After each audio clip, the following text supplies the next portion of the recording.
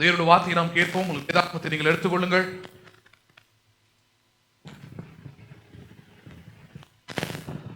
ரோமர்கள் நிருபம் 12வது அதிகாரம். நம் தேவனுடைய வார்த்தையை நாம் கேட்போம்.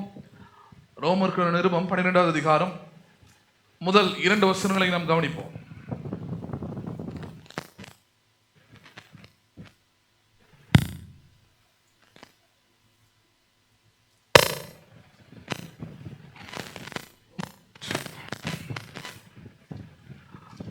ரோமர்கள் நிருபம் 12வது அதிகாரம் முதல் 2 வசனங்களை நாம் கவனிப்போம்.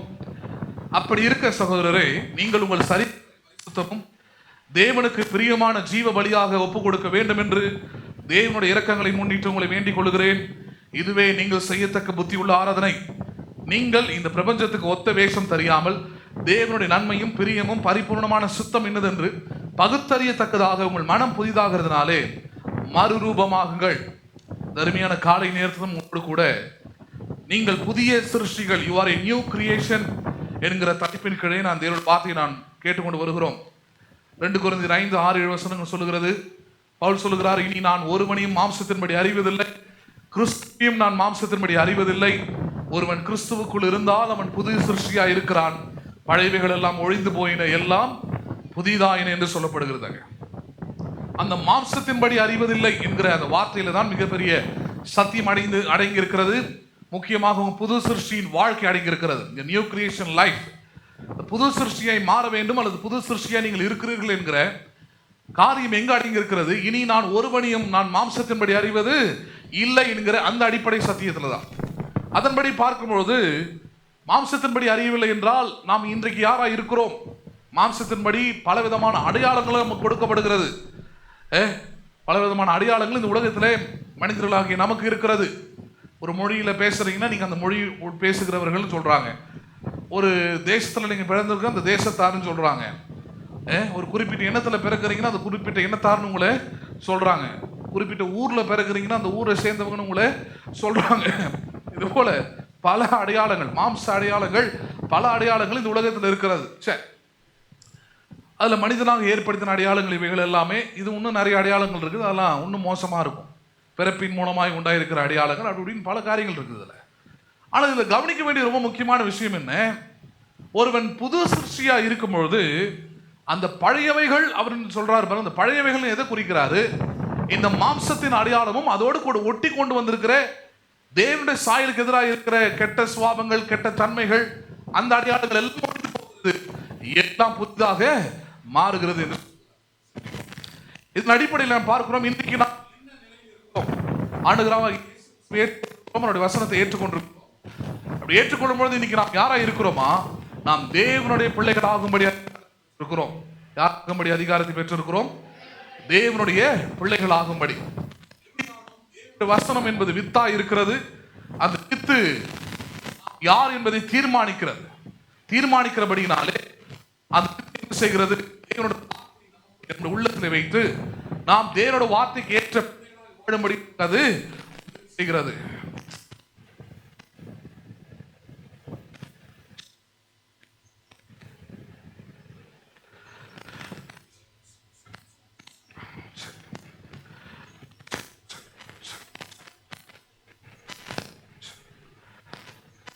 நாம் தேவனுடைய பிள்ளைகளாய் வாழும்படி அது பாருங்க. அப்ப நாம் தேவனுடைய பிள்ளைகளாக இருக்கிறோம், ஆனால் தேவனுடைய பிள்ளைகளை போல நடந்து கொள்றோமான்றது தான் அடுத்த கேள்வியாக. We are born of God. அதில் எந்த மாற்று கருத்து இருக்கக்கூடாது உங்களுக்கு. ஏன்னா இயேசு கிறிஸ்து உள்ளத்தில் விசுவாசித்து இருக்கிறீங்க, வார்த்தையை நீங்கள் நம்பி இருக்கிறீங்க, வார்த்தை உங்களுக்குள்ளே இருக்கிறது. அதனால் நீங்கள் தேவனால் பிறந்தவர்கள். யாரால் பிறந்தவர்கள்? நீங்கள் தேவனால் பிறந்தவர்கள். மாற்று கருத்து கிடையாது. ஆனால் நீங்கள் தேவனுடைய பிள்ளைகள் அதனால அப்படின்னு பார்த்தா வேதவசனத்தின்படி இல்லை. ஏன்? டிஎன்ஏ அவரது தான், ஆனால் உங்களுடைய செயல்பாடுகள் அவருடைய டிஎன்ஏ போல இல்லைன்னு இருக்குது. கிரியைகள், உங்களுடைய சுவாபங்கள், உங்களுடைய தன்மைகள், உங்களுடைய குணாதிசயங்கள் தேவனை போல இல்லை. அதனால் தேவனுடைய பிள்ளைகள் இல்லை என்று.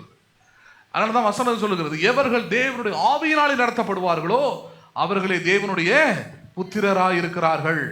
யார் தேவனுடைய புத்திரர்கள்? பைபிள் படிச்சுட்டாங்க, வசனம் அவங்களுக்கு தெரியும், ஜெபம் பண்றாங்க, பக்தியான சில விஷயங்கள் இருக்குது. இந்த அடையாளங்கள் இல்லையா? எந்த அடையாளத்தை கொண்டு வருகிறார்? those who walk by spirit. தேவனுடைய ஆவியினாலே எவர்கள் நடக்கிறார்களோ அவர்கள் தேவனுடைய பிள்ளைகளாய் நம்புறீங்களா நீங்க அதை? அப்ப அதுதான் இருக்கிறோம் என்றால் தேவனுடைய ஆவியானவர் அது நமக்கு யார் உறுதிப்படுத்துகிறார்? அதை தேவனுடைய ஆவியானவர் உறுதிப்படுத்துகிறார். நாம் தேவனுடைய பிள்ளைகளாக இருக்கிறோம் என்று. சரி, அப்ப ஆவியானவர் எப்படி நம்மை தேவனுடைய பிள்ளைகளாக மாற்றுகிறார் அல்லது கிரியை செய்கிறார்? How Holy Spirit work in us to be the child of God. நாம் தேவனுடைய பிள்ளைகளாய் வாழ்வதற்கு ஆவியானவர் எப்படி நமக்குள்ளே கிரியை செய்கிறார்? எந்த கிரியை அவர் நடப்பிப்பதன் மூலமாக நாம் தேவனுடைய பிள்ளைகளாய் நடந்து கொள்கிறோம், தேவனுடைய பிள்ளைகளாய் வாழ்கிறோம், தேவனுடைய பிள்ளைகளாய் நிற்கிறோம், தேவனுடைய பிள்ளைகளாய் செயல்படுகிறோம் அப்படின்றது அங்க கேள்வி. எதன் மூலமாக? அதுதான் இந்த 1-2 வசனங்கள் ரொம்ப முக்கியமானது. ரோமர் 1:2 இந்த 2 வசனம் ரொம்ப முக்கியமான ஒரு விஷயத்தை நம்ம கூறுகிறது. அதுல 1வது வசனம் 2வது வசனத்தை குறித்து ஏற்கனவே சில மேலோட்டமான சத்தியங்களை நம்ம கேட்டிருக்கிறோம் 2 வாரமா. இன்றைக்கு அதுல ஆழ்ந்த சத்தியங்களை இன்றிலிருந்து நம்ம கேட்க இருக்கிறோம். அதன்படி 1வது வசனம் இப்படியாக ஆரம்பிக்கிறது. எப்படி? அப்படி இருக்க சகோதரரே, நீங்கள் உங்கள் சரீர பரிசுத்தமும் தேவனுக்கு பிரியமான ஜீவ பலியாக ஒப்புக் கொடுக்க வேண்டும் என்று தேவனுடைய இரக்கங்களை முன்னிட்டு உங்களை வேண்டிக் கொள்கிறேன். இதுவே நீங்கள் செய்யத்தக்க புத்தி உள்ள ஆராதனை. இதுதான் நம்ம ஆழ்ந்து இன்றைக்கு கவனிக்க இருக்கிறோம். ஏன்னா இதுக்கு அடுத்துதான் சொல்றாரு, நீங்கள் பிரபஞ்சத்துக்கு ஒத்த வேஷம் தரிக்காமல் உங்கள் மனது புதிதாகிறது மூலமாக. எது புதிதாகிறது மூலமாக? புதிதாகிறது மூலம் மறுரூபமாக சொல்லுகிறாங்க. அப்ப அதுக்கு முன்னாடி ஒரு காரியம் கொடுக்கப்படுகிறது. என்னது? உங்கள் சரீரங்களை ஜீவனுள்ள பலிகளாக ஒப்புக் கொடுக்க வேண்டும் என்று தேவனுடைய இரக்கங்களை முன்னிட்டு உங்களை வேண்டிக் கொள்கிறேன். அடுத்த வார்த்தை, இதுவே நீங்கள் செய்யத்தக்க ஆராதனை. என்ன ஆராதனை அது? புத்தி உள்ள ஆராதனை. சரி, ஆவிக்குரிய வாழ்க்கையில பாருங்க, ஆராதனை என்பது மிகவும் முக்கியமான ஒரு காரியம். ஆராதனை என்பது மிகவும் முக்கியமான காரியம். அதுவும் ஆவிக்குரிய ஆராதனை, ஸ்பிரிச்சுவல் வொர்ஷிப். ஆராதனைன்னு எடுத்துட்டீங்கன்னா அது ஆராதனை தான். ஒரு மரத்தை போய் தொழுது கொண்டாலும் அது என்னதான்? அது மரத்தை ஆராதிக்கிறீர்கள். ஒரு சிலையை போய் தொழுது கொண்டாலும் சிலையை நீங்கள் ஆராதிக்கிறீர்கள். ஒரு மனுஷனை போய் நீங்கள் தொழுது கொண்டாலும் மனுஷனை நீங்கள் ஆராதிக்கிறீர்கள் அர்த்தம், வொர்ஷிப் பண்றீங்கன்னு அர்த்தம். ஆனால் நாம் பேசுவது எதை பேசுகிறோம்? அல்லது வேதம் சொல்லுகிறது புத்தி உள்ள ஆராதனை. என்ன ஆராதனை இது? ஆமா, நீங்கள் செய்யத்தக்க புத்தி உள்ள ஆராதனை. ஒவ்வொரு செய்ய வேண்டிய புத்தி உள்ள ஆராதனை. அது என்னது புத்தி உள்ள ஆராதனை? அது குறித்து தான் இன்றைக்கு நம்ம புத்தி உள்ள ஆராதனை என்னது அங்கே கொடுக்கிறாருங்க. புத்தி உள்ள ஆராதனை என்ன? உங்கள் சரீரங்களை ஜீவனுள்ள பலிகளாக, சரீரங்களை என்ன பலிகளாக? ஜீவனுள்ள பலிகளாக ஒப்புக்கொடுப்பதை புத்தி உள்ள ஆராதனையாக இருக்கிறது. எதை ஒப்புக் கொடுப்பது? சரீரங்களை ஜீவனுள்ள பலிகளாக. சரி, அப்ப சிம்பிளா புரிஞ்சுக்கலாம். புத்தி உள்ள ஆராதனை என்றால் என்ன?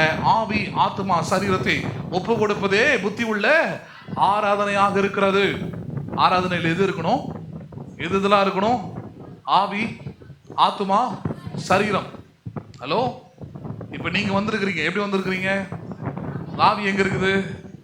ஆத்மா எங்க இருக்குது? சரீரம் எங்க இருக்குது? ரைட். அப்ப இது என்ன ஆராதனை? இது நல்லா சொல்லுங்களேன். சரீரம் இங்க இருக்கும், ஆவி வேற எங்கேயும் சிந்திச்சுக்கிட்டு இருக்கும், மனம் வேற எங்கேயும் சிந்திச்சுட்டு இருக்கும். அப்ப இது என்ன ஆராதனை? இல்ல அது புத்தி உள்ள ஆராதனை இல்லை. எது புத்தி உள்ள ஆராதனை? ஆவி, ஆத்மா, சரீரத்தை ஜீவனுள்ள பலிகளாக ஒப்பு கொடுப்பது, ஆஃபர் பண்ணுவதே என்ன ஆராதனையா இருக்கிறது? புத்தி உள்ள ஆராதனை. நிறைய பேர் சொல்றேன்னா ரூமுக்குள்ளே ஜெபம் பண்ணிக்கிறேங்க. ஜெபம் பண்ணலாங்க, ஆராதிக்க முடியுமா? ஹலோ, முடியாது நான் சொல்லல, அது போதுமானதான் தான் கேள்வியாங்க. It is enough.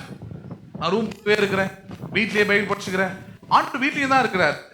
ஆண்டவர் எங்கேயும் தான் இருக்கிறாரு, வீட்லயும் தான் இருக்கிறார். ஆத்திரம் தாங்க இருக்கும். ஹலோ, ஆனா எல்லாருக்கும் கொடுக்காது. ஹாஸ்பிட்டலுக்கு போக வேண்டியதா இருக்குது, டாக்டர் கன்சல்ட் பண்ண வேண்டியதா இருக்குது, அவரை கேட்டுதான் சாப்பிட வேண்டியதா இருக்குது. இல்லைன்னா பெரிய பெரிய பிரச்சனையை அது கொண்டு வந்துடும். அதே போலதான் ஆவிக்குரிய வாழ்க்கையிலும் சபை என்கிற கட்டமைப்பு தேவனை ஏற்படுத்தினது, மனுஷனை ஏற்படுத்தினது அல்ல.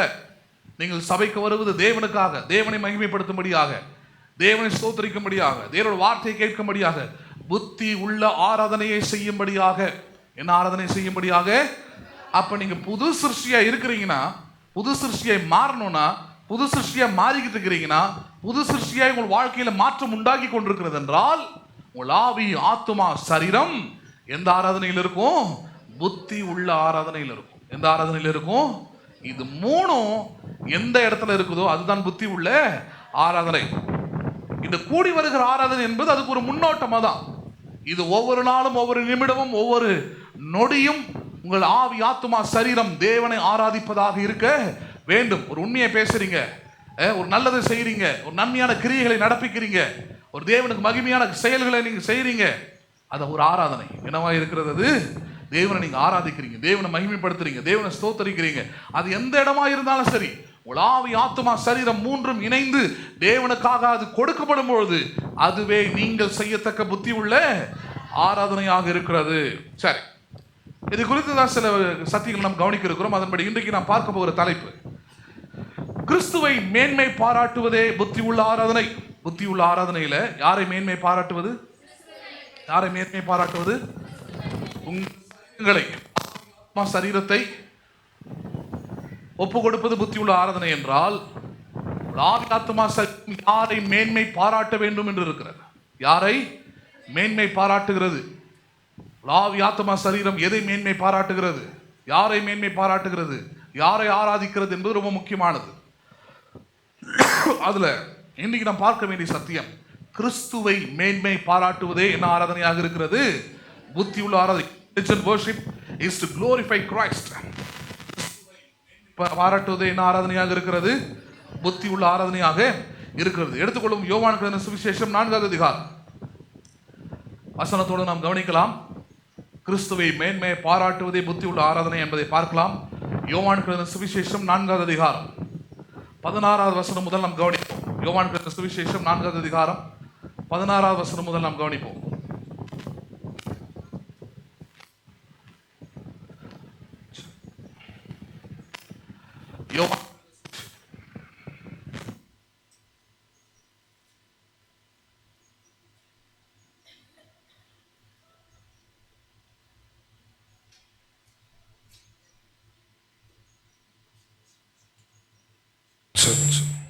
Praise the Lord.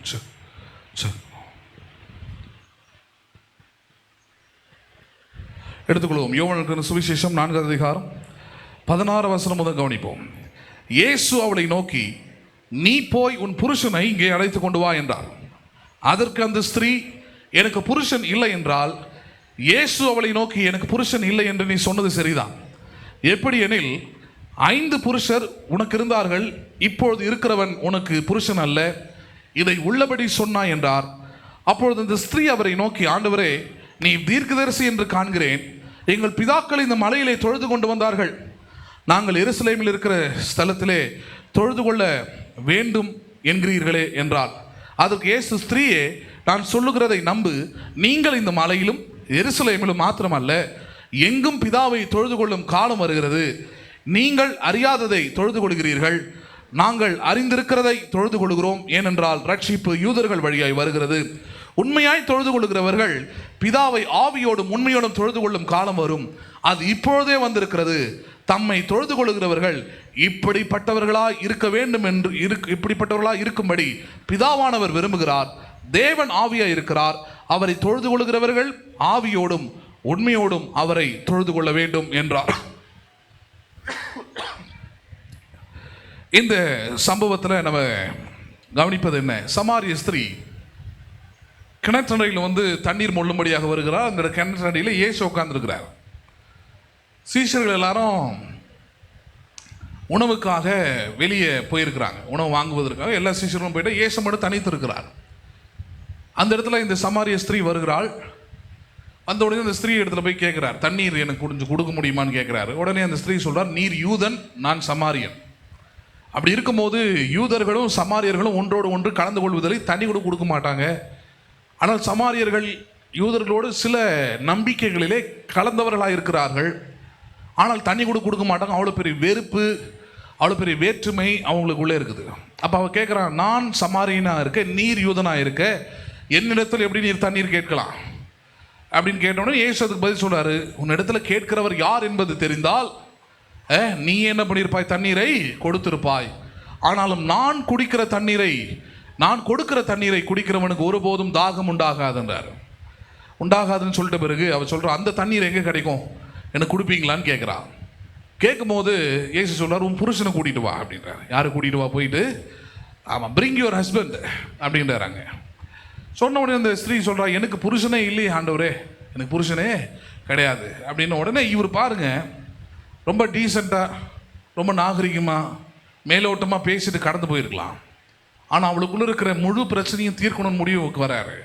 அதனால் அந்த பெண்ணை பார்த்து சொல்கிறாரு, நீ புருஷன் உனக்கு இல்லைன்னு சொன்னது உண்மைதான். ஏனென்றால் ஏற்கனவே உனக்கு 5 புருஷர்கள் இருந்தாங்க, இப்போ 6வது ஒருத்தன் கூட வாழ்ந்துக்கிட்டு இருக்கிற, அவன் உனக்கு புருஷன் அல்ல. அப்படின்னா நீ அவனை சரியான விதத்தில் முறையான விதத்தில் அவனை திருமணம் செய்து கொள்ளவில்லை. இன்னைக்கு இருக்கிற லாங்குவேஜில் சொன்னால் லிவிங் டுகெதரில் வாழ்ந்துக்கிட்டு இருக்கிற, அதனால் அவன் உனக்கு புருஷன் இல்லை அப்படின்றாரு. இந்த பெண்ணுக்கு அதிர்ச்சி ஆகிடுது. ஏன்னா இவர் ஒரு யூதன், நம்ம ஊருக்கார் கிடையாது. நான் சும்மா தண்ணி எடுக்க வந்த ஒரு பெண்ணு, நான் திடீர்னு சந்திக்கிறோம், தண்ணி கேட்டார். அவர் வேற ஒரு எண்ணத்தை சேர்ந்ததுனால கொடுக்க மாட்டேன்னு சொன்னேன். அப்படி இருக்கும்போது என்னை பற்றி இவ்வளோ தெளிவாக 5 புருஷங்க ஏற்கனவே இருந்தாங்க, இப்போ உங்க கூட இன்னொருத்தர் இருக்கிறான், அவன் உன்னோட புருஷன் இல்லைன்னு சொல்கிறாரு. இவர் உண்மையாகவே தீர்க்கதரிசியாக இருப்பாருன்னு சொல்லிட்டு தான் அந்த பெண்ணு சொல்கிறா, நீர் தீர்க்கதரிசி என்பதை நான் காண்கிறேன், ஏன் என் வாழ்க்கையை பற்றி நீர் அப்படியே சொல்லிட்டீரே, அதனால் நீ யாராக இருக்கிறீர், தீர்க்கதரிசியாய் இருக்கிறீர் அப்படின்றார். சொன்னோடனே ஏசு அதுக்கு வெயிட்டே கொடுக்காம அடுத்தது அவர் பேசுகிற வார்த்தை தான் அற்புதமான காரியங்கள். அது என்ன காரியங்கள்?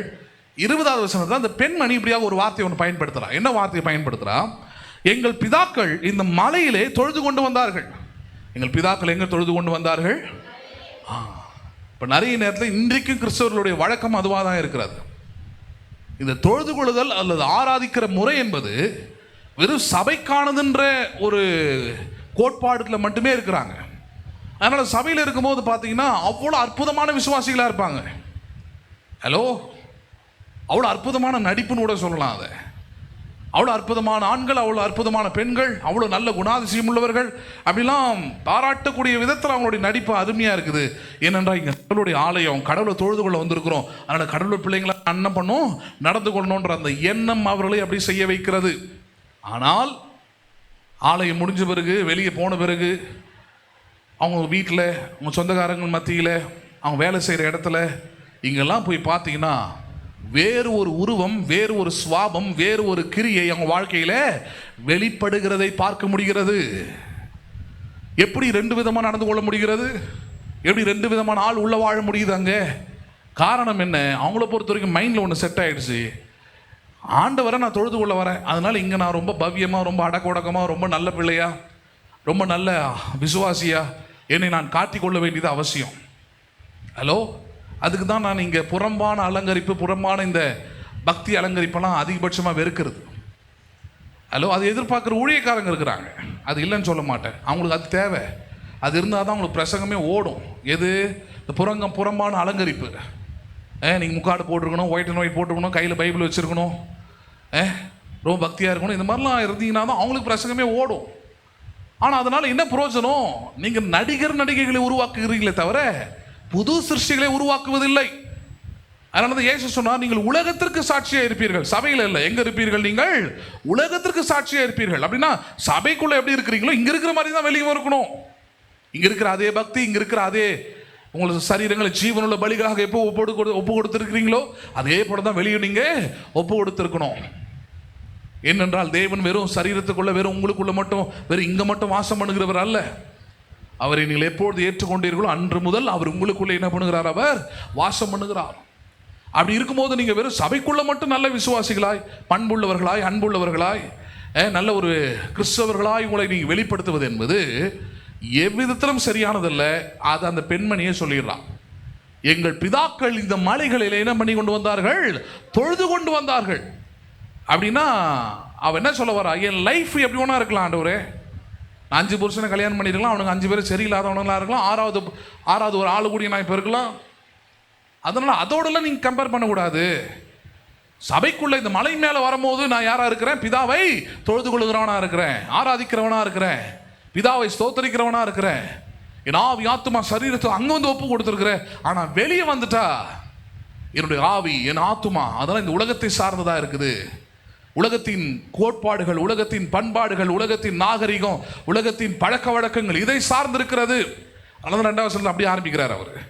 நீங்களின் பிரபஞ்சத்துக்கு ஒத்த வேஷம் தெரியாமல். அப்படின்னு அர்த்தம், உங்கள் சரீரங்கள் தேவனுக்கு என்று ஒப்பு கொடுக்கப்பட்ட ஜீவ பலிகள். ஆவி ஆத்துமா சரீரத்தை தேவனுக்கு என்று நீங்கள் ஒப்பு கொடுத்திருக்கிறீர்கள். அப்படி ஒப்பு கொடுத்திருக்கீர்கள் என்றால் அது சபையில் மட்டுமல்ல, உள்ளும் புறமும் உள்ளியும் வெளியும் எல்லா இடங்களிலும் நீங்கள் தேவனுடைய பிள்ளைகளாய் நடந்து கொள்ள வேண்டியதே அத்தியாவசியமாக இருக்கிறது. பேசுறது புரியுதுங்களா உங்களுக்கு? அதுதான் ஜீவனுள்ள பலிகளாக ஒப்பு கொடுக்க வேண்டும் என்று தேவனுடைய இரக்கங்களை முன்னிட்டு வேண்டிக் கொள்கிறேன். இதுவே நீங்கள் செய்யத்தக்க புத்தி உள்ள ஆராதனை. புத்தி உள்ள ஆராதனை ஏதோ இங்கே வந்து முக்காடு போட்டீங்க, எது இங்கே வந்து கை தட்டிட்டீங்க, எது இங்கே வந்து 2 அழகான பக்தியான பாடலை பாடிட்டீங்க, அது வந்து புத்தி உள்ள ஆராதனை அல்ல. அது புத்தி உள்ள ஆராதனையில் ஒரு பகுதி. It is a part of a intelligent worship. ஆனால் முழுமை எங்கே நிறைவாகிறது? வாழ்க்கையில் நிறைவாகுது. சபையை விட்டு வெளியே போனதுக்கப்புறம் உங்கள் வேலை செய்கிற இடத்துல, உங்கள் குடும்பத்தில், மற்றவர்கள் மத்தியில் நீங்கள் உங்கள் சரீரங்களை ஜீவனுள்ள பலிகளாக ஒப்பு கொடுக்குறீங்களா இல்லையா? அதான் கேள்வி. அங்கே உங்கள் ஆவி ஆத்துமா சரீரம் தேவனுக்கானதா இருக்கிறதா இல்லையா? அதான் கேள்வி. அது இல்லைன்னா தான் பிரச்சனை. இந்த பெண்ணுக்கிட்ட தான் பிரச்சனை. அதுதான் இயேசு டீல் பண்ணுறாரு. எப்படி டீல் பண்ணுறாருங்க? 21 அதற்கு இயேசு, ஸ்திரீயே, நான் சொல்லுகிறதை நம்பு, நீங்கள் இந்த மலையிலும் எருசலேமிலும் மாத்திரமல்ல, எப்படி இந்த மலையில தொழுது கொள்கிறோம், அதனால் அந்த மலையில் போகும்போது நான் ரொம்ப கரெக்டாக இருக்கிறேன்னு சொல்கிறேன். ஒன்று புரிஞ்சுக்கோ, நீங்கள் இந்த மலையிலும் எருசலேமில் மாத்திரமல்ல, எங்கும் பிதாவை தொழுது கொள்ளும் காலம் வரும். எவ்வளோ அற்புதமான வார்த்தை பாருங்க. அப்படின்னா என்ன சொல்ல வர்றாரு? நீ குறிப்பிட்ட இடத்தை, குறிப்பிட்ட காரியத்தை காமிச்சு, இங்கே தான் பிதா இருக்கிறார், இங்கே தான் இயேசு இருக்கிறார், இங்கே தான் ஆண்டவர் இருக்கிறாரு, இங்கே ஒழுங்காக நடந்துக்க வேண்டியது இல்லையா? அப்போ வெளியே எப்படி ஒன்றா இருந்துக்கலாம்? அப்படி ஒரு கோட்பாடு இருக்குதா? அப்படி ஒரு பிரின்சிபல் இருக்குதா? அப்படி ஒரு வேதம் எதை கற்றுக் கொடுக்குதா? இல்லை. அப்போ எப்படி அதை அங்கீகரிக்க முடியுது? எப்படி அதில் ஒத்து போக முடியுது? காரணம் என்ன? இந்த சமாரிய ஸ்திரியை போல கோட்பாடு தான். ஏசு அதை உடைக்கிறார். எப்படி சொல்றாரு? நீங்கள் இந்த மலையிலும் எருசலேமிலும் மட்டும் தொழுது கொள்றதில்ல, பிதாவை எங்கும் தொழுது கொள்ளும் காலம் வரும், அது இப்பொழுதே வந்திருக்குது என்றார். அது இப்பொழுதே என்ன பண்ணியிருக்கிறதே? வந்திருக்கிறதே. அப்ப என்ன சொல்ல வராரு? நீங்கள் பிதாவுக்குரிய பிள்ளைகளாய், இயேசுவுக்குரிய பிள்ளைகளாய், அவருக்குரிய ஜீவ பலிகளாய், உலாவி ஆத்துமா சரீரம் தேவனுக்கென்று ஒப்பு கொடுக்கப்பட்ட ஜீவ பலிகளாய், வெறும் மலையில மட்டுமல்ல, எருசலேமில் மட்டுமல்ல, பூமியின் எங்கும் நீங்கள் தேவனுக்கென்ற ஜீவ பலிகளாய் இருக்கிறீர்கள். யாருக்கென்ற ஜீவ பலிகளாய் இருக்கிறீர்கள்? எங்க போனாலும் தேவனுடைய பிள்ளைகள் தான். Wherever you are, you should walk according to the Spirit as a child of God. தேவனுடைய ஆவியினாலே நடத்தப்படுகிற தேவனுடைய பிள்ளைகளாய் நீங்கள் இருக்க வேண்டும். அப்ப இந்த இடத்துல அவர் சொல்லுகிற, இயேசு சொல்ற காரியம் தான். மலைகளிலும் எருசலேமிலும் மட்டும் தொழுது கொள்றது இல்லாமா, பிதாவை எங்கும் தொழுது கொள்ளும் காலம் வரும். அடுத்த வார்த்தை கவனிங்க. அடுத்த வசனம் 22. நீங்கள் அறியாததை தொழுது கொள்கிறீர்கள். எதை தொழுது கொள்கிறீர்கள்? அறியாததை. இதான் இன்னைக்கு இருக்கிற பிரச்சனை. இன்னைக்கு அறியாததை நீங்கள் தொழுது கொள்கிறீர்கள். அப்படின்னா அர்த்தம், நீங்க வசனத்தை கேட்டதில்லை, சத்தியத்தை கேட்டதில்லை, சத்தியத்துக்கு உங்கள் உள்ளத்தில் உங்கள் வாழ்க்கையில் இடமே கொடுத்ததில்லை. பாரம்பரியமாக யாரோ ஏதோ சொல்லியிருக்கிறாங்க, அதன்படி நீங்கள் தொழுது கொண்டு இருக்கிறீர்கள். அதன்படி என்ன பண்ணிக்கிட்டு இருக்கிறீங்க? உங்கள் வர்ஷிப் பாருங்க, நல்லா தெளிவாக சொல்லிடுறேன். உங்கள் ஆராதனை என்பது, அல்லது நீங்கள் தேவனை ஆராதிப்பது என்பது, அல்லது உங்கள் சரீரத்தின் மூலமாக தேவனுக்கு ஒப்பு கொடுத்து ஆராதிக்கிறது என்பது, யாரையோ பார்த்து யாரிடத்துல கற்றுக்கொண்டதாக இருக்கக்கூடாது. You should not learn the வர்ஷிப்பை. யாருக்கிட்ட வந்து என்ன பண்ணக்கூடாது? நீங்கள் காப்பி அடிக்கக்கூடாது வர்ஷிப்பை. எப்படி வர்ஷிப் பண்ணணும்? பின்னாடி பேசுகிறார். ஆவியோடும் உண்மையோடும் தொழுது கொள்ள வேண்டும். எப்படி தொழுது கொள்ள வேண்டும்? அந்த ஆவி உண்மைன்றது 2 முக்கியமான பாயிண்ட் அங்க. ஸ்பிரிட்னா பரிசுத்த ஆவியானவர் அல்லது உங்களுடைய ஆவி. சத்தியம் என்பது என்னது? தேவனுடைய வார்த்தைக்குள்ளிருந்து வெளிப்படக்கூடிய உண்மைகள், சத்தியங்கள். இந்த சத்தியங்களை உள்வாங்கிக்கொள். இந்த சத்தியங்களை உங்கள் உள்ளத்தில் விசுவாசி. இந்த சத்தியத்தை உள்ளார நீ நம்பி ஆராதனை செய். நம்பி என்ன பண்ணி நீ ஆராதனையை செய். அதுதான் புத்தி உள்ள ஆராதனை. அவங்க கை தட்டுறாங்க, நானும் கை தட்டுறேன். அந்த சிஸ்டர் முக்காடு போடுறாங்க, நானும் என்ன பண்ணிடுறேன்? முக்காடு போடுறேன். இந்த காப்பி கேட் பார்த்தீங்கன்னா எப்பவுமே ரொம்ப மோசமான ஒரு ஹேபிட். அது ரொம்ப ரொம்ப மோசமான ஹேபிட், சீப்பஸ்ட் ஹேபிட். அது சபைக்குள்ளேயும் இருக்குது. சில சபையில் கை தட்ட சொன்னால் ஒரு ஆள் கை தட்டுனா எல்லாரும் கை தட்டுவாங்க, யாரும் கை தட்டலாம், யாரும் கை தட்ட மாட்டாங்க. அப்படின்னா என்ன அர்த்தம்? நம்ம ஊரில் ஒரு லாங்குவேஜ் ஒன்று, ஒரு வார்த்தை ஒன்று சொல்லுவாங்களே, கும்பலில் கோயிந்தா போடுறது, அதுக்கு ஓகே. ஆனால் தனிப்பட்ட விதத்தில் என் சரீரம், என் ஆவி, என் ஆத்துமா, என் சரீரம் தேவனுக்கு என்ற ஜீவ பலிகளாய் ஒப்பு கொடுக்கப்பட்டிருக்கிறது. நானும் தேவனும் எப்பவுமே 100% கனெக்டட். எப்பவுமே நானும் தேவனும் எப்படி இருக்கிறோம்? எப்பொழுதுமே இணைக்கப்பட்டவர்களாக இருக்கிறோம், பிரிக்க முடியாதவர்களாக இருக்கிறோம். வேற தேவன் வேற இல்லை, என் மனம் வேற, தேவனுடைய மனம் வேறு இல்லை. என் மனம் அவருக்குள் ஒவ்வொரு நாளும் புதிதாகி கொண்டே இருக்கிறது. அப்படி இருந்தால் தான் அது கிறிஸ்தவ வாழ்க்கை, ஜெயமுள்ள வாழ்க்கை, புது சிருஷ்டியின் வாழ்க்கை. இல்லைன்னா பேருக்கு கோயிலுக்கு போகலாம், பைபிள் எடுத்துகிட்டு வரலாம், பாடலாம், குதிக்கலாம். உங்கள் வாழ்க்கையில் மாம்சத்தின் அடையாளத்தை பார்க்க முடியுமே தவிர ஆபிரகாமை பார்க்க முடியாது, ஈசாக்கை பார்க்க முடியாது, எல்லாவற்றுக்கும் மேலாக இயேசுவை பார்க்க முடியாது. யாரை பார்க்க முடியாதாங்க? இயேசுவை பார்க்க முடியாமல் போயிடுதாங்க. அதனால இந்த ஸ்திரீக்கு இப்படி பதில் கொடுக்குறாரு. எப்படி? நீங்கள் அறியாததை தொழுது கொள்கிறீர்கள், நாங்கள் அறிந்திருக்கிறதை தொழுது கொள்கிறோம். ஏனென்றால் ரட்சிப்பு யூதர்கள் வழியாய் வருகிறது. உண்மையாய் தொழுது கொள்கிறவர்கள். எப்படி தொழுது கொள்கிறவர்கள்? இப்போ வருது, புத்தி உள்ள ஆராதனை செய்ய வேண்டும். அப்படின்னா என்னது? உண்மையாய் தொழுது கொள்ள வேண்டும். எப்படி உண்மையாய் தொழுது கொள்வது சொல்றார்? உண்மையாய் தொழுது கொள்கிறவர்கள் பிதாவை ஆவியோடும் உண்மையோடும் தொழுது கொள்ளும் காலம் வரும், அது இப்பொழுதே வந்திருக்கிறது. எப்போ உண்மையாக தொழுது கொள்றவனுக்கு 2 ஃபேக்ட் கொடுக்கப்படுகிறது, 2 விஷயம் அவனுக்கு அடையாளமாய் சொல்லப்படுகிறது. ஒன்று ஆவியோடும், இன்னொன்று உண்மையோடும் தொழுது கொள்வது. ஸ்பிரிட் மீன்ஸ் உன்னுடைய ஆவி தேவனை தொழுது கொள்கிறது. எது தேவனை தொழுது கொள்கிறது? ஆத்துமா மட்டும் தேவனை தொழுது கொள்றது இல்லை, ஆவி தான் உங்களுக்கு இயக்குகிறது. அதனால தான் ஆராதனையில் சத்தம் இருக்குது, ஆராதனையில் கைத்தட்டல் இருக்குது. ஆராதனைனா ஏன் அது உயிரோட்டமாக இருக்கிறது, ஜீவனுள்ளதாக இருக்கிறது, சத்தமுள்ளதாக இருக்குதுன்னா பிகாஸ் இட் ஹாஸ் பீன். அது எதனால் இயக்கப்படுகிறது? It has been directed by the spirit. எதனால் இயக்கப்படுகிறது? அது ஆவியினால் இயக்கப்படுகிறது. அதனால தான் சத்தம் இருக்குது. ஆவியினால் இயக்கப்படுகிறது, அதனால தான் கைத்தட்டல் இருக்குது. ஆவியினால் இயக்கப்படுகிறது, அதனால தான் பாடலின் சத்தம் இருக்கிறது. ஆவியினால் இயக்கப்படுகிறது, அதனால வசனத்தை அது ஏற்றுக்கொள்கிறது. ஆவியினால் இயக்கப்படுகிறதுனால தான் அதுக்குள்ள கண்ட்ரோல் ஆஃப் ஸ்பிரிட் அதுக்கு உண்டாயிருக்கிறது. ஆவியினால் இயக்கப்படாத விசுவாசிகளை கவனிங்க. பாட்டு பாடும்போதும் தூங்குவான், பிரசங்கம் பண்ணும்போதும் தூங்குவான், கேட்டால் 1008 காரணம் சொல்லுவாங்க, ஒன்றுமே இருக்காது. ஆனால் பெரிய பெரிய வியாதி உள்ள ஆட்கள்லாம் ரொம்ப கவனமாக கேட்டுக்கிட்டு இருப்பாங்க. இவங்களுக்கு இருக்கிற சின்ன தலைவலிக்கும், இவங்களுக்கு இருக்கிற சின்ன முட்டி வலிக்கும், கால் வலிக்கும், கை வலிக்கும், அவ்வளோ பண்ணுவாங்க. ஆராதனையில் சரீரத்தை ஜீவனுள்ள பலிகளாக ஒப்பு கொடுக்கறதுல அவ்வளோ கஷ்டம் அவங்களுக்கு. தங்கள் ஆவி ஆத்துமா சரீரத்தை தேவனுக்கு ஒன்று ஒப்பு கொடுக்கறது அவ்வளோ பெரிய கஷ்டம். அப்படிப்பட்ட கிறிஸ்தவர்கள்லாம் பாருங்கள், சபையில் எல்லா இடத்துலையுமே தற்குறிகளாக இருப்பாங்க. அவர்களால் பெரிய பிரச்சனையும் பெரிய வம்பும் வழக்கமுமாக தான் இருக்கும். அடுத்த வாரத்தில் எடுத்து காமிக்கிறேன். பவுல் அப்படியே சொல்கிறார், இவர்களுடைய ஆராதனை பேய்களுக்கே என்றார். இவருடைய ஆராதனை யாருக்கு? பேய்களுக்கே செலுத்துறாங்க. முக்காடு போட்டிருக்கலாம், பைபிள் கையில் வச்சிருக்கலாம், பாட்டு பாடலாம், ஆனால் இவர்கள் செய்கிற ஆராதனை யாருக்கானது? அது பேய்களுக்கானது, இயேசுவுக்கானது அல்ல. ஏன்? இயேசுவுக்கான ஆராதனையா இருந்தால் அது உண்மையான ஆராதனையா இருக்க வேண்டும். உண்மையான ஆராதனையா என்றால் அது பிதாவை ஆவியோடும் உண்மையோடும் தொழுது கொள்ளும். எப்படி தொழுது கொள்ளும்? அது ஆவியோடு, spirit. It will worship by the spirit. சீஷர்கள் தூங்குறாங்க கெத்செமனே தோட்டத்தில். இயேசு அவர்களை பார்த்து கேட்கிறாரு, சொல்றாரு, மாம்சம் பலவீனம் உள்ளதுதான், ஆனால் ஆவி எப்படிப்பட்டது? உற்சாகம் உள்ளது. ஆவி எப்படிப்பட்டதா இருக்கிறது? நீங்களும் நானும் ஆவிக்குரியவர்கள் பேர் நமக்கு. விசுவாசிகள் மட்டும் பேர் இல்லை, ஸ்பிரிச்சுவல் பர்சன்ஸ் வேற பேர் நமக்கு. ஆவிக்குரியவர்கள். ஆவிக்குரியவர்கள்னா நம்மை இயக்குவது ஆவியாக இருக்க வேண்டும். நம்ம இயக்குவது எதுவாக இருக்க வேண்டும்? ஆவியாக இருந்தால் எந்த பலவீனமும் உங்களுடைய சரீரத்தில் வெளிப்பட முடியாது.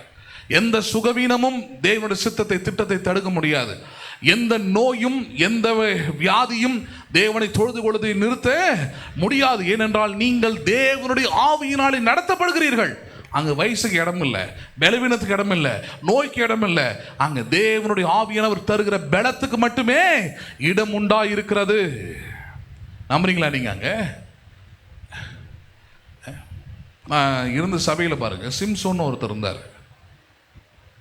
அவர் ரிட்டையர்டு ஆர்மி. அவர் ஏற்கனவே சொல்லியிருக்கிறேன். அவர் எப்படின்னா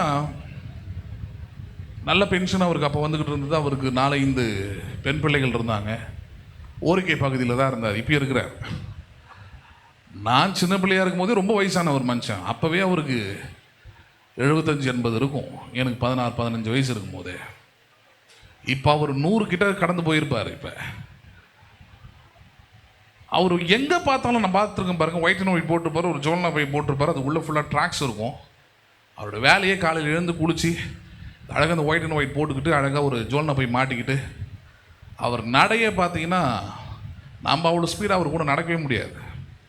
பஸ் ஸ்டாண்டில் தான் அவருடைய மெயின் டார்கெட்டு. ஒரு பஸ் விட மாட்டார். அந்த பஸ்ஸு கரெக்டாக ஏறி உட்காந்துருப்பாங்க பாருங்கள், டிரைவருக்காக வெயிட் பண்ணுற பஸ், அதில் தான் ஏறுவார். ஏறி டிரைவரோட சீட்டுக்கு முன்னாடி போய் நின்றுப்பார். அந்த இன்ஜினுக்கு முன்னாடி போயிட்டு நின்றுக்கிட்டு சுவிசேஷன் சொன்னார்னா 10-15 நிமிஷம் இடி முழக்கம் மாதிரி இருக்கும். நான் ஒரு முறை எங்கள் பாட்டி கூட கிளம்பி ஊருக்கு போயிட்டுருக்கிறேன், சென்னைக்கு. ஊருக்கு போகலாமேன்னு போனால் நான் உட்காந்துருக்கிறேன். இவர் ஏறிட்டார் பஸ்ஸில். ஏறிட்டு 76Bயில் ஏறிட்டு இயேசு கிறிஸ்துவை குறித்த அந்த சுவிசேஷத்தை தைரியமாக வெக்கப்படாமல் அவர் பாட்டு சத்தமாக பேசிக்கிட்டே இருக்கிறார். அதுலேருந்து ஒரு 3 வாலிப பசங்க எழுந்தானுங்க, கிராமத்தை சேர்ந்தவனுங்க, ஒரு மாதிரி டைப்பு எழுந்தானுங்க. ஒருத்தன் அவர் பையை பிடுங்கினா, ஒருத்தர் அவருடைய காலரை பிடிச்சி இழுத்தான், இன்னொருத்தர் முதுகு பிடிச்சி தள்ளி கீழே அவரை தள்ளி விடுறான். கீழே போய் விழுந்தார் லிட்டரலாக. அவர் அப்படியே பஸ் ஸ்டாண்டில் கீழே விழுறாரு. விழுந்த பிறகும் பாருங்க, அது கவனிக்கவே இல்லை. அவன் கையில் இருக்கிற பையை பிடுங்கி, அவருடைய பையை பிடுங்கி மாட்டிக்கிட்டு மறுபடியும் அந்த பஸ்ஸில் ஏறி, இயேசு நல்லவர், அவர் உனக்காக மரித்தார், உன் பாவங்களுக்காக அவர் மரித்தார், உன்னை அவர் நேசிக்கிறார். கடைசியாக நடந்ததுன்னா திரும்ப 2-3 வாட்டி அவனுக்கு முயற்சி பண்ணானுங்க. கடைசியாக இறங்கி போய் அங்கே போய் உட்காந்துட்டானுங்க. ஏன்னா கூட இருந்த பஸ்ஸில் இருந்தவங்களாம் திட்ட ஆரம்பிச்சிட்டாங்க. ஒரு கட்டத்தில் டிரைவர் வர வரைக்கும் நிறுத்தவே இல்லை. அப்போ தான் பார்த்து என்ன மாதிரியான விசுவாசி இவர். அப்புறம் நான் அதுக்கப்புறம் அவரை பார்த்து ரொம்ப வருஷம் ஆகிடுச்சு, ஒரு 20 வருஷத்துக்கு மேலே ஆயிடுச்சு நான் அவரை பார்த்தேன். அப்போ அந்த சபைக்கு போயிட்டுருக்கிற அந்த ஒரு என் ஃப்ரெண்டுக்கிட்ட கேட்டு, என்னடா இருக்கார் அவர், எப்படி இருக்கிறாரு, அவர் செத்து எவ்வளோ நாள் ஆகுதுன்னு இப்போ வந்து அவரை கேட்குறேன் அப்படின்ட்டான். அவன் நல்ல மனுஷன்டா, ஆண்டவருக்காக நல்ல ஊழியம் செஞ்ச மனுஷன், ஒரு விசுவாசி தான். அவர் ஒன்றும் ஊழியக்காரர் கிடையாது, பின்னாடி உட்காந்துருப்பார் லாஸ்ட்டில் சபையில். அவர் இருக்கிற இடமே தெரியும். ஆனால் இவ்வளோ பஸ் ஸ்டாண்ட்லேயும் அங்கேயும் இங்கேயும் பேசுகிறவர், சபைக்குள்ளே அவர் குரல் யாருமே கேட்டுக்க மாட்டாங்க. 400 பேர் 300 பேர் உட்காந்துருப்பாங்க சர்ச்சில். வயசான பாஸ்டர் தான் பிரசங்கம் பண்ணுவார். இந்த மாதிரியான ஆடியோ சிஸ்டம்லாம் அங்கே கிடையாது. கஷ்டப்பட்டு கத்தி கத்தி பிரசங்கம் பண்ணுவார். பின்னாடி உட்காந்துருப்பார் பாருங்க. நான் பார்த்துருக்குறேன் அவருடைய கீழ்ப்படிதல் இன்றைக்கும் எனக்கு ரொம்ப பிடிக்கும். அந்த ஒயிட் அண்ட் ஒயிட் தான் போடு. ஒயிட் அண்ட் ஒயிட்னா ஒரு ஒயிட் லுங்கி, ஒரு ஒயிட் ஷர்ட்டு. அந்த நடையை சைக்கிளில் தான் வருவார். அந்த நடையை அற்புதமாக இருக்கும். ஆராதனையில் அப்படி நடந்து வந்து அப்படி ஜம்முன்னு வந்து உட்காருவார். உட்காந்துட்டு பைபிளை திறந்து இப்படி தான் வச்சுருப்பார். பைபிளை அப்படி வச்சாருன்னா அவர் தூங்கினதோ, அவர் தூங்கி தலை தொங்கினதோ ஒரு நாளும் பார்த்ததில்லை. நான் ஒரு நாளும் பார்த்ததில்ல. கிட்டத்தட்ட அவரை நான் 30 வருஷம் அந்த சபையில் பார்த்துருக்கேன். ஒரு நாளும் அவரை நான் பார்த்ததே இல்லை. 20 வருஷம் கிட்ட ஒரு நாளும் அவர் தூங்கினது, அவன் வராமல் ஒரு ஆராதனை கூட மிஸ் பண்ண கிடையாது. நான் பார்த்துருக்கிறேன். என்னால் ஞாபகம், மழை ஒரு வாட்டி கொட்டுது, ஒயிட் கர்ச்சீஃபை தூக்கி தலையில் கட்டிட்டு வராரு வேகனா. பஸ்ஸை விட ஃபாஸ்ட்டாக ஓட்டிகிட்டு போவார் சைக்கிளை. ஓரிக்கையிலேருந்து பொன்னியரிக்காரனா பார்த்துங்க. ஒவ்வொரு வாரமும் எல்லா ஆராதனைக்கும் எங்கள் பாஸ்டர் போய் அவரை போய் ஊழியம் செய்ய, போய் ஆண்டவரை பற்றி சொன்னதே கிடையாது. ஆர்மி ரிட்டையர்ட்னா பார்த்துங்க, பென்ஷன் நல்லா ஒரு வீட்டில் உட்காந்து ஜாலியாக சாப்பிட்லாம், பிஸ்னஸ் பண்ணலாம், ஏதோ ஒன்று பண்ணலாம். But he work for the Lord. செத்துட்டாருன்ட்டான் ஒரு 5 வருஷத்துக்கு முன்னாடி. அவர் செத்து எவ்வளோ நாள் ஆகுது, இனி என்னடா அப்படின்ட்டான். சபைக்கு போகிற லட்சணம் இதுதான். நான் திடீர்னு என் மனைவியை கூட்டிகிட்டு ஒரு வேலை விஷயமா பேங்க்குக்கு போகிறேன். நான் வண்டியெல்லாம் நிப்பாட்டிட்டு அப்படி நிற்கிறேன். உத்து பார்க்குறேன், ஒரு மனுஷன் அப்படி முதிர்ந்த வயது, கண்ணெல்லாம் அந்த புருவெல்லாம் போயிடுச்சு அவருக்கு. புருவெல்லாம் போயிட்டு இந்த கண் அப்படியே வெளியே வந்து நிற்குது. அதே ஒயிட் அண்ட் ஒயிட்டு வேஷ்டியை மட்டும் தூக்கி கட்டியிருக்கிறாரு. கால் மட்டும் லைட்டாக அப்படி பெண்ட் ஆகிருக்குது. அவள் தான் 100 வயது கடந்திருப்பார். இப்போ எஸ்பிஐ பேங்க்லேருந்து அப்படி கேட் அப்படி கதவு என்னால் நம்பவே முடியல. ஃபோட்டோ எடுத்து வச்சுருக்கிறேன் நான். அப்படியே அதிர்ச்சி ஆகிட்டேன். என்னடா இந்த மனுஷன் இன்னுமா உயிரோடு இருக்கிறார் இவர். அப்படி பார்த்தீங்கன்னா கெத்தாக ஒன்றுமே இல்லை, நடந்து வராரு பாருங்க. அப்போ தான் நினச்சேன் நான், இந்த வயசுல இந்த மனுஷன் நடக்கிறான், இந்த வயசில் அந்த ஜோல்னா பைய விடலை, இந்த வயசுலேயே அந்த பேக் உள்ள ட்ராக்ஸ் இருக்குது, வாய் மட்டும் திறக்க முடியலைங்க அவரால், பேச்சு வரல. 100 வயசுக்கு மேலே ஆயிடுச்சு. ஆனால் still he walking and working for God. இன்றைக்கும் அவர் தேவனுக்காக என்ன பண்ணுகிறார், அவர் செயல்படுகிறவராக இருக்கிறார். அவர் பாஸ்ட் பையன் தான் அவரை கூட்டிகிட்டு வரான். இதை பென்ஷன் விஷயமா கையெழுத்து போடணும்னு அவர் கூட்டிகிட்டு வரான். என் ஃப்ரெண்டு போய் சத்தம் போட்டேன், ஏன்னா டேய் நல்லா நடந்துக்கிட்டு இருக்கிறாரு, சபைக்கு தான் வராரமே, நீ சபைக்கு நீ போறியா இல்லையா, முதல்ல நல்லா இருக்கிறவர் செத்துட்டாருன்னு சொல்லிட்டியாடா, நல்லா இருக்கிறார் பாருங்க ஆரோக்கியமா. அது ஒரு விஷயத்தை தெளிவாக காமிக்குது. He was walking by the spirit, not by the flesh. எதனால நடக்கிறார் அவர், ஆவியினாலே நடத்தப்படுகிறார். எதனால நடத்தப்படுகிறார் அவர், ஆவியினாலே நடத்தப்பட்டால் அதிகமான உழைச்ச மனுஷன் அவர். எனக்கு தெரிஞ்சு அதிகமாக பாடுபட்ட மனுஷன், அதிகமாக தன்னுடைய எனர்ஜியை கொடுத்த மனுஷன். ஆனால் இன்றைக்கும் still he is alive after 100. அவருடைய சரீரம் உருவழியும்வாங்க இல்லையா, அந்த சரீரம் வயசாகுது இல்லையா, அந்த சரீரம் அப்படியே வயசாகிட்டு மொத்தம் சுருங்கி போயிருக்குது, பார்க்குற முகங்க எல்லாமே. ஆனால் அந்த வே ஆஃப் வாக்கிங் அந்த ஸ்டைல் மாறவே இல்லை. ஏன் மாறல? Because he walking by the spirit. அதுதான் ஏசாயால சொல்றாரு, வாலிபர்கள் கூட இடறி விழுவார்கள், ஆனால் கர்த்தருக்கு காத்திருக்கிறவர்களோ புதுபெலன் அடைந்து செட்டைகளை அடித்து உயர எழும்புவார்கள். எப்படி எழும்புவார்கள்? வாலிபர் கூட கிட்ட வர முடியாது if you walk by the spirit. அப்போ நீங்கள் வாலிப பிள்ளைகளாக இருந்தீங்கன்னா இதுதான் கற்றுக்கொள்ளணும். வாலிப வயதில் இருக்கிற இந்த ஆற்றல், இந்த பேலன், இது நிரந்தரமானது இல்லை. உலகம் உங்களை வியாதிக்குள்ளாகும், பலவீனத்துக்குள்ளே கொண்டு வரும், பலவிதமான நோய்களுக்குள்ளே உங்களை கொண்டு வரும்.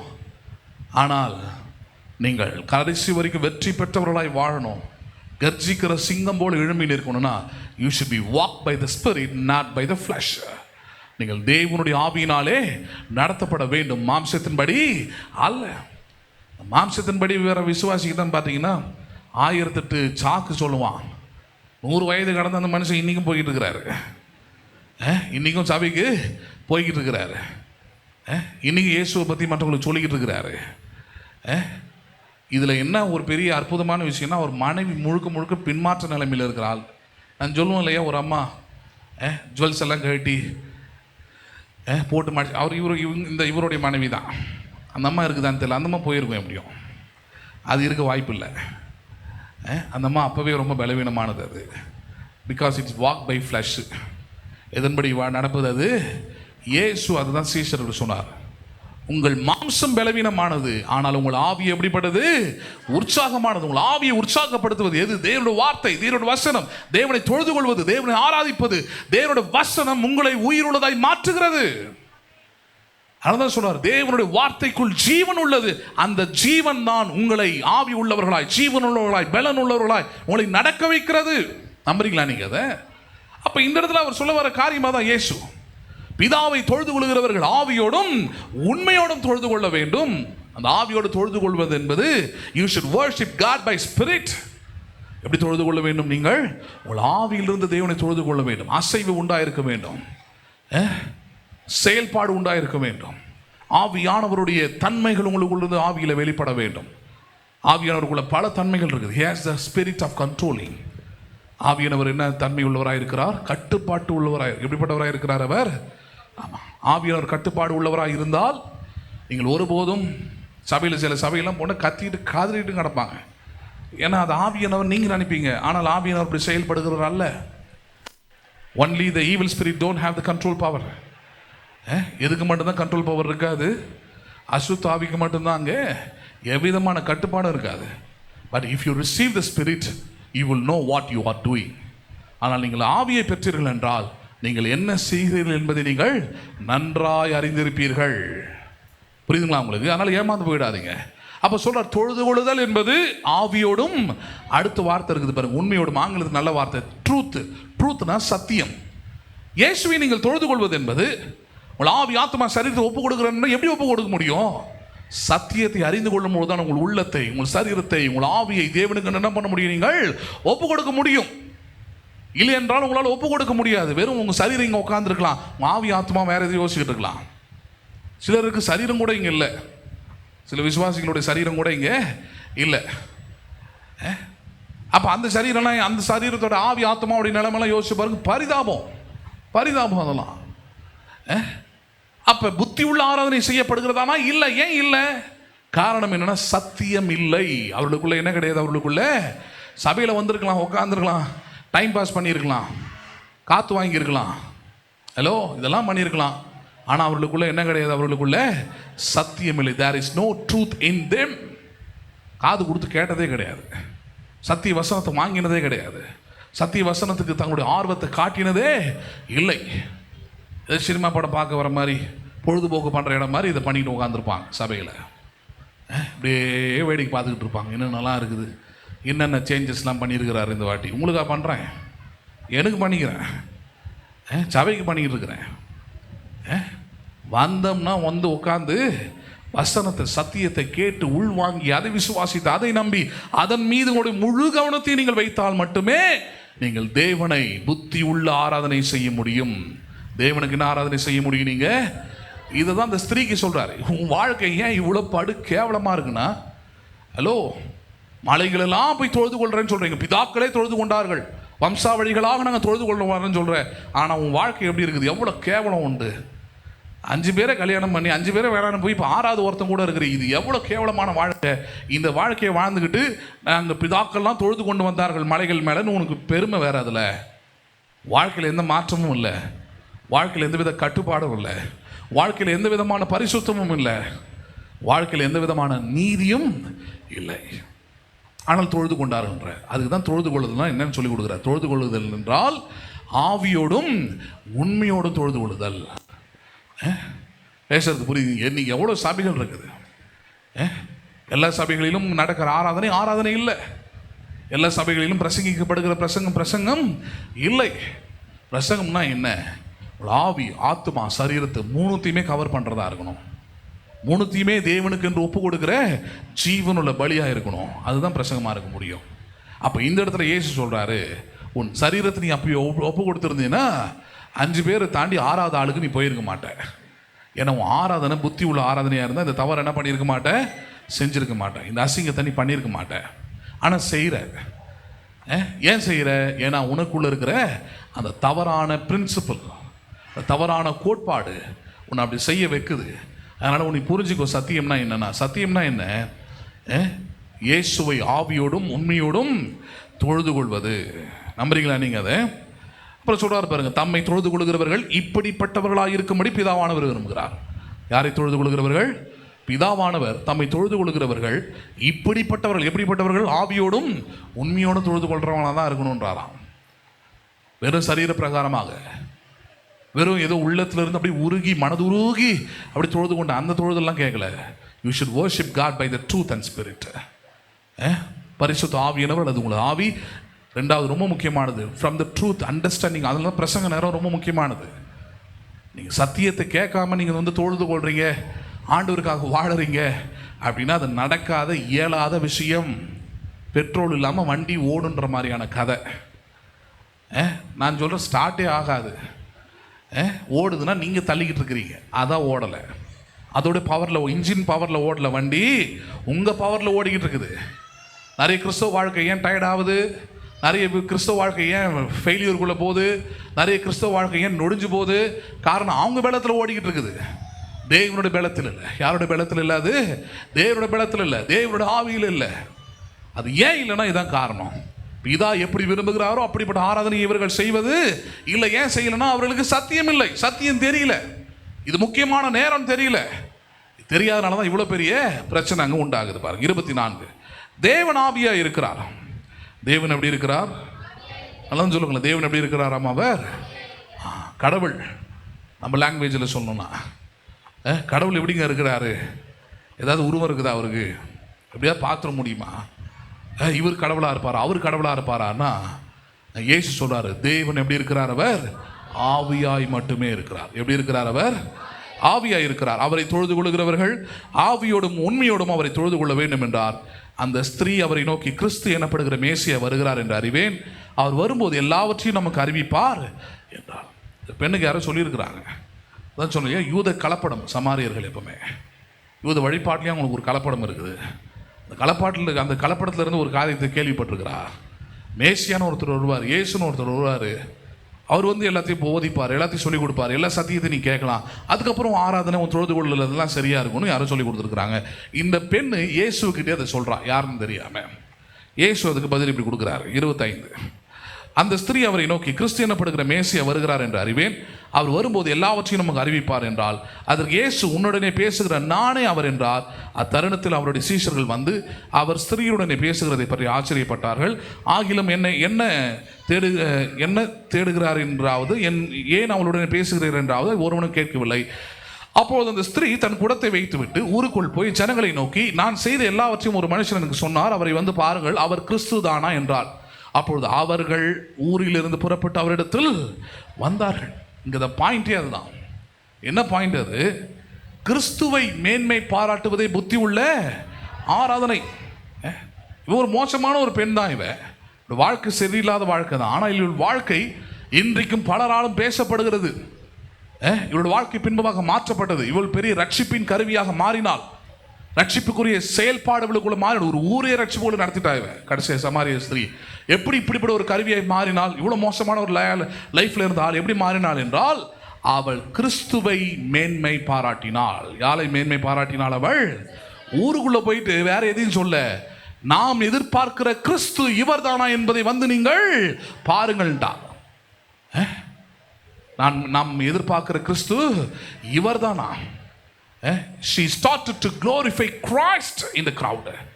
கூட்டத்தாரன் மத்தியிலே, ஊரார் மத்தியிலே யாரை அவள் மகிமைப்படுத்தினாள்? அவள் கிறிஸ்துவை மகிமைப்படுத்தி அந்த ஆராதனையை, அந்த தொழுது கொள்ளுதலை அவள் இன்டெலிஜென்ட் வர்ஷிப்பை மாற்றிட்டா. புத்தி உள்ள ஆராதனையாக அவள் மாற்றிக்கொண்டாள். தன் ஆவி ஆத்மா சரீரத்தை இயேசுவுக்கு என்று அவள் ஒப்பு கொடுத்தாள். அதனால தான் ஊராரை கூப்பிட முடியுது. உங்களுக்கும் அதே தான். நீங்கள் ஆவி ஆத்மா சரீரத்தை ஒப்பு கொடுத்தவர்கள் என்றால், நான் சொல்கிறேன், உங்களால் தனித்து இருக்க முடியாது, தனியாக இருக்க முடியாது.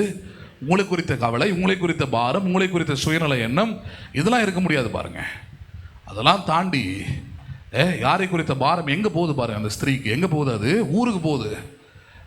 என்னையே ஒருத்தர் ரட்சித்துட்டாருன்னு, எனக்கே ஒருத்தர் ஆராதனை பற்றி சொல்லி கொடுத்துட்டாருன்னா, என்னையே ஒருத்தர் உண்மையான புத்தி உள்ள ஆராதனை செய்ய வச்சுட்டாருன்னா, நீங்களும் அவரை வந்து என்ன பண்ணுங்கள், ஆராதிகள். ஒரு ஊரே கொண்டு வந்துட்டா. லூக்கால் அப்படி தெளிவாக இருக்குது. ஊரையே கொண்டு வந்து ரட்சிப்பு உள்ள அவள் நடத்தினாள் அவள். அப்போ நான் அதான் சொல்கிறேன், நீங்கள் மட்டும் புத்தி உள்ள ஆராதனை செய்தால், நான் சொல்கிற சபையில் இருக்கிற ஒரு விசுவாசி, you cannot be a selfish person. என் வாழ்க்கையை நான் வாழ்ந்துக்கிட்டு இருக்கிறேன், எனக்கு பிடிக்குது, இப்படி இருக்கிறேன், அந்த பேச்சு இருக்காது பாருங்க. எப்படி இருக்கும் வாழ்க்கை, நடைமுறை வாழ்க்கை? You will be the believer of harvest. நீங்கள் ஆத்தும ஆதாயம் செய்கிற, மற்றவர்களுக்கு வழி காட்டுகிற, மற்றவர்களை ஆயத்தப்படுத்துகிற அப்படிப்பட்ட ஆத்துமாக்களாக மட்டுமே என்ன பண்ண முடியும், நீங்கள் இருக்க முடியும். நம்புறீங்களா? நீங்கள் ஒரு திருமணம் செய்து ஒரு குழந்தையை பெற்றெடுக்கிறீங்க, குழந்தையை படிக்க வைக்கிறீங்க, வளர்க்குறீங்க, வளர்த்து அந்த பிள்ளை வளர்ந்த பிறகு அதுக்கு ஒரு திருமணம் செஞ்சு வைக்கிறீங்க.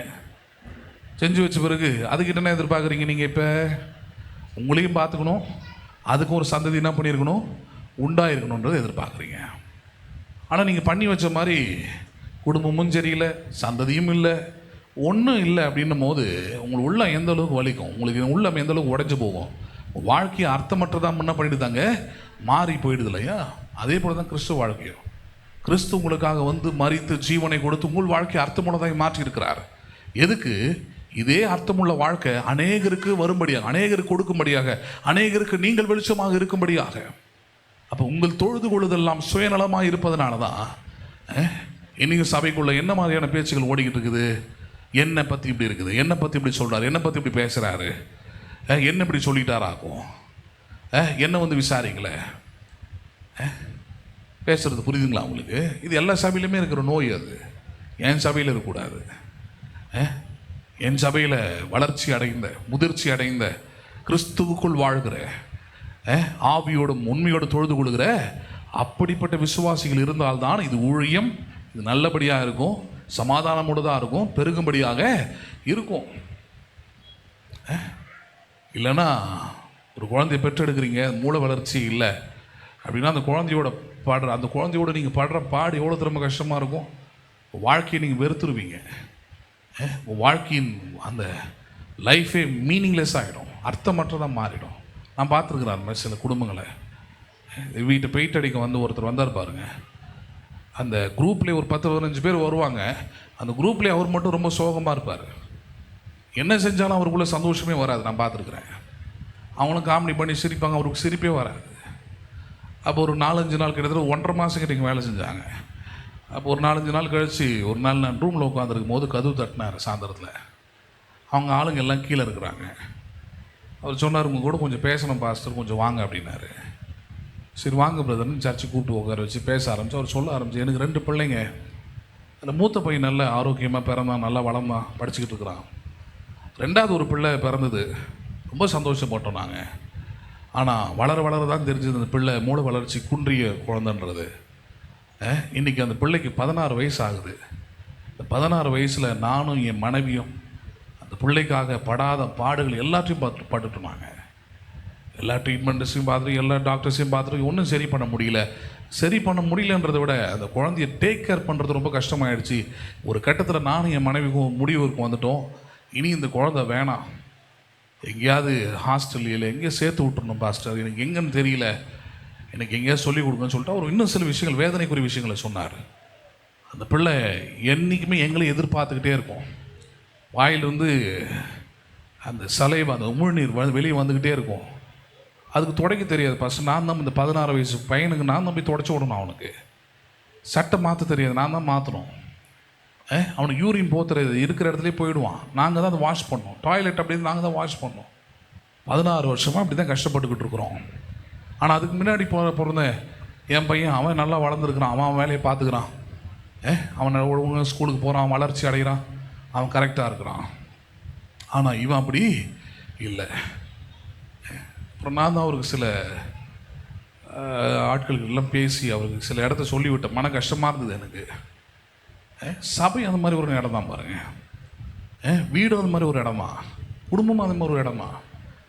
நிறைய நேரத்தில் நம்ம குடும்பத்தில் இருக்கிறவங்கள குறை சொல்லுவோம், என் புருஷன் சரியில்லை, பொண்டாட்டி சரியில்லை, பிள்ளைங்கள் சரியில்லை அப்படின்ட்டு. எப்போ நீ எப்படி இருக்கிற பாரு, நீ வளர்ச்சி அடைந்தானவா இருந்தால் நீ நிச்சயமாக சொல்கிறேன் குறைய இருக்காது உன் வாழ்க்கையில். there will be no lackness in your life. குறையாவே எதுவுமே தெரியாது. உனக்கு குறையா இருக்குதுன்னா உனக்குள்ள தானே இருக்குதாங்க பிரச்சனை இருக்குது. நீ தான் வளர்ச்சி அடையாத ஒரு மனுஷனாக இருக்கிற. நீ எங்க அந்த மாதிரி ஆட்களோட பழகவே கூடாது பாருங்கள், பேசவே கூடாது. ஏன்னா அது ஒரு வியாதி, அது அப்படியே பரவிடும் உங்களுக்குள்ளேயும். பார்த்துருக்குறீங்களா நீங்கள்? நான் பார்த்துருக்கேன். நிறைய இந்த கோட்ரஸ் எல்லாம் இருந்ததுனால அங்கே பார்த்துருக்குறேன் பாருங்கள். எங்கள் வீட்டு பக்கத்து வீட்லேயே எதிர் வீட்லேயே ஒரு பையன், வெங்கட்ராமன் அவன் பேரில் நல்லா தான் இருக்குது. பழகிறது பேசுறது எல்லாம் பொம்பளை பிள்ளைங்களோட, அது ரெண்டாவது சின்ன சின்ன பிள்ளைங்களோட. அவன் 7th படிக்கும் போது எல்லாம் பழகிறதெல்லாம் இந்த மாதிரி சின்ன சின்ன பிள்ளைங்களோட தான். நாங்கள் கூடுவோம், நாங்கள்லாம் வேறு, எங்களுடைய விளையாட்டுலாம் வேறு மாதிரி இருக்கும். கிரிக்கெட் விளையாடுவோம், கோலி பம்பரம், பக்கத்து வீட்டு ஜன்னல் உடைக்கிறது, வம்பெடுக்கிறது, பஞ்சாயத்து வைக்கிறது வீட்டில், இது மாதிரி பல விஷயங்கள். எங்கள் குவார்ட்டர்ஸ் இல்லையா, சுற்றி வீடுங்க, 50-60 வீடு இருக்கும். தினமும் சாயந்தரம் எங்கள் அப்பாவுக்கு ஏதோ ஒரு பஞ்சாயத்து வச்சுருப்போம். நான் பிஸியாக இருப்போம் நாங்களாம். இவன் அப்படி கிடையாது. டேய் வாடா விளையாடலான்னா உங்கள் கூடலாம் விளையாடக்கூடாது, நான் வரமாட்டேன். அவன் விளையாட்டு எப்படி தெரியுமா, நொண்டி, ஸ்கிப்பிங் ஆடுறது, இதெல்லாம் தப்பாக சொல்ல, ஐஸ் பை விளையாடுறது.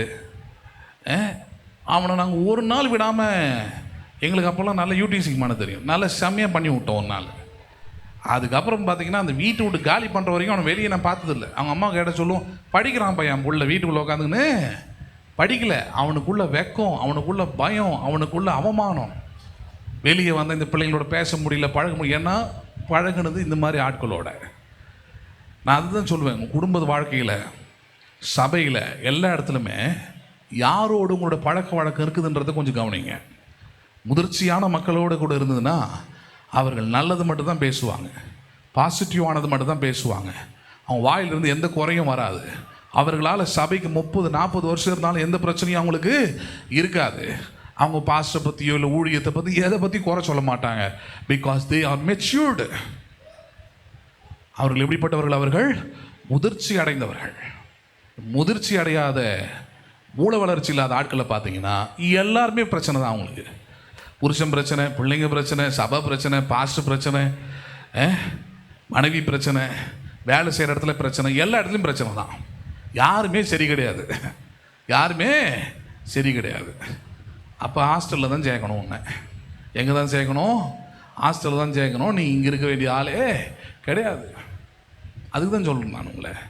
ஆவிக்குரிய வாழ்க்கையில் கூட உங்களை விட நல்ல ஆவிக்குரிய வாழ்க்கையில் முன்மாதிரியாக இருக்கிற ஆட்களோட பழகுங்க.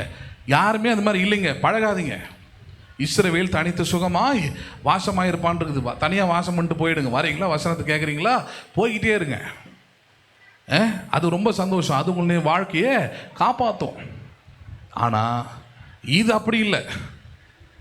முதிர்ச்சியாற்ற ஆட்களோடலாம் பேசி பழகுனீங்கன்னா ஏதாவது ஒன்று போட்டு விட்ருவாங்க. பிரச்சனை உங்களுக்கு தான் இருக்குது நாளைக்கு. இங்கே இந்த பெண்ணுக்குள்ளே இருந்த பிரச்சனை அதுதான். ஏன் இத்தனை கல்யாணம் பண்ணா, ஏன் ஆறாவதாக போய் இவ்வளோ பெரிய மோசமான ஒரு நிலையில் அசிங்கமான ஒரு பேரில் நிற்கிறான்னா, அவளுக்கு கூட இருந்த ஏதோ ஒரு முதிர்ச்சியற்றது ஒன்று அப்படி பண்ணியிருக்குது அவளை. பிதாவை தொழுது கொள்கிறோம், மலையில தொழுது கொள்கிறோம், அதனால் இதெல்லாம் ஒரு பிரச்சனையே இல்லைன்னு ஏதோ ஒன்று சொல்லி கொடுத்துருக்குது. இதையும் சொல்லி கொடுத்துருக்குதானா கற்றுக்கிட்டு இருக்கிறா. மேசியா ஒருவர் வருவார், கிறிஸ்து ஒருவர் வருவார், அவர் எல்லாவற்றையும் அறிவிப்பார். அவர் தான் அறிவிக்கிறார். பிதாவை ஆவியோடு உண்மையோடு தொழுது கொள்ள வேண்டும், அப்படி தொழுது கொள்ளுகிறவர்கள் எங்கும் இருப்பார்கள் என்றார். ரட்சிக்கப்படுறா, இயேசுவை தொழுது கொள்றா, இயேசுவை அவள் மேன்மை பாராட்டுகிறாள். பிலிப்பியர் 3வது அதிகாரம், பிலிப்பியர் 3வது அதிகாரம் 1 முதல் 11 வசனம் வரைக்கும் பாருங்க. பிலிப்பியர் 3 1 முதல் 11 வரைக்கும்.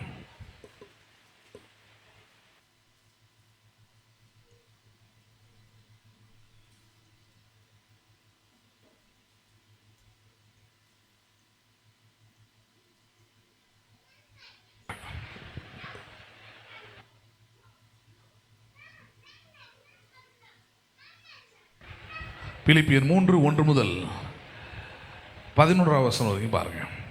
மேலும் என் சகோதரரே, கர்த்தருக்குள் சந்தோஷப்படுங்கள். யாருக்குள் சந்தோஷப்படுங்கள்? கர்த்தருக்குள் சந்தோஷப்படுங்கள். எழுதினவைகளையே எழுதுவது எனக்கு வருத்தம் அல்ல, அது உங்களுக்கு நலமாயிருக்கும். நாய்களுக்கு எச்சரிக்கையார்கள். விசுவாசிகளுக்கு எழுதுறாரு, விசுவாசிகளுக்கு எழுதுறாரு. எழுதும் போது பவுல் எப்படி எழுதுறாரு பாருங்க, அவரோட ஸ்லாங் அது. எழுதும்போது விசுவாசிகளுக்கு எச்சரிக்கை கொடுக்குறாரு. இப்போ நான் கொஞ்சம் நேரத்துக்கு முன்னாடி சொன்னேன் இல்லையா, அந்த எச்சரிக்கை தான். என்ன சொல்கிறாரு?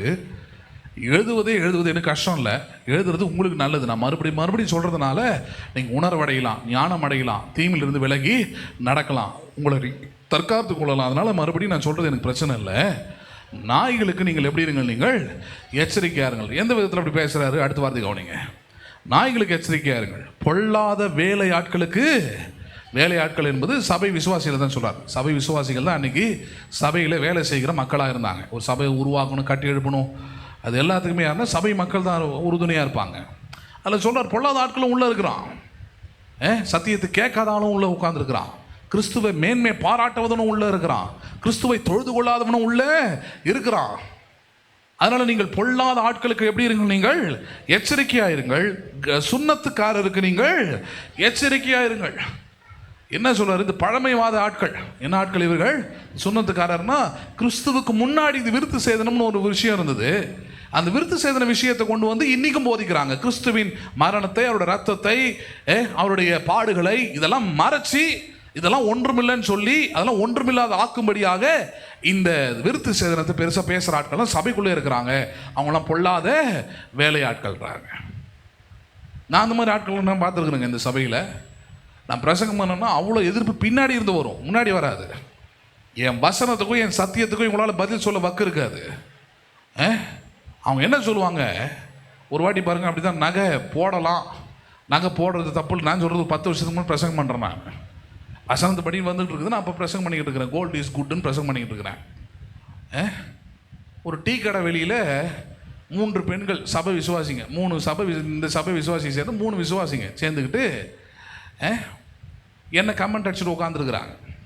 நமக்கு தான் எல்லா இடத்துலையும் ஸ்பை வச்சுருக்கிறேனே. ஹலோ,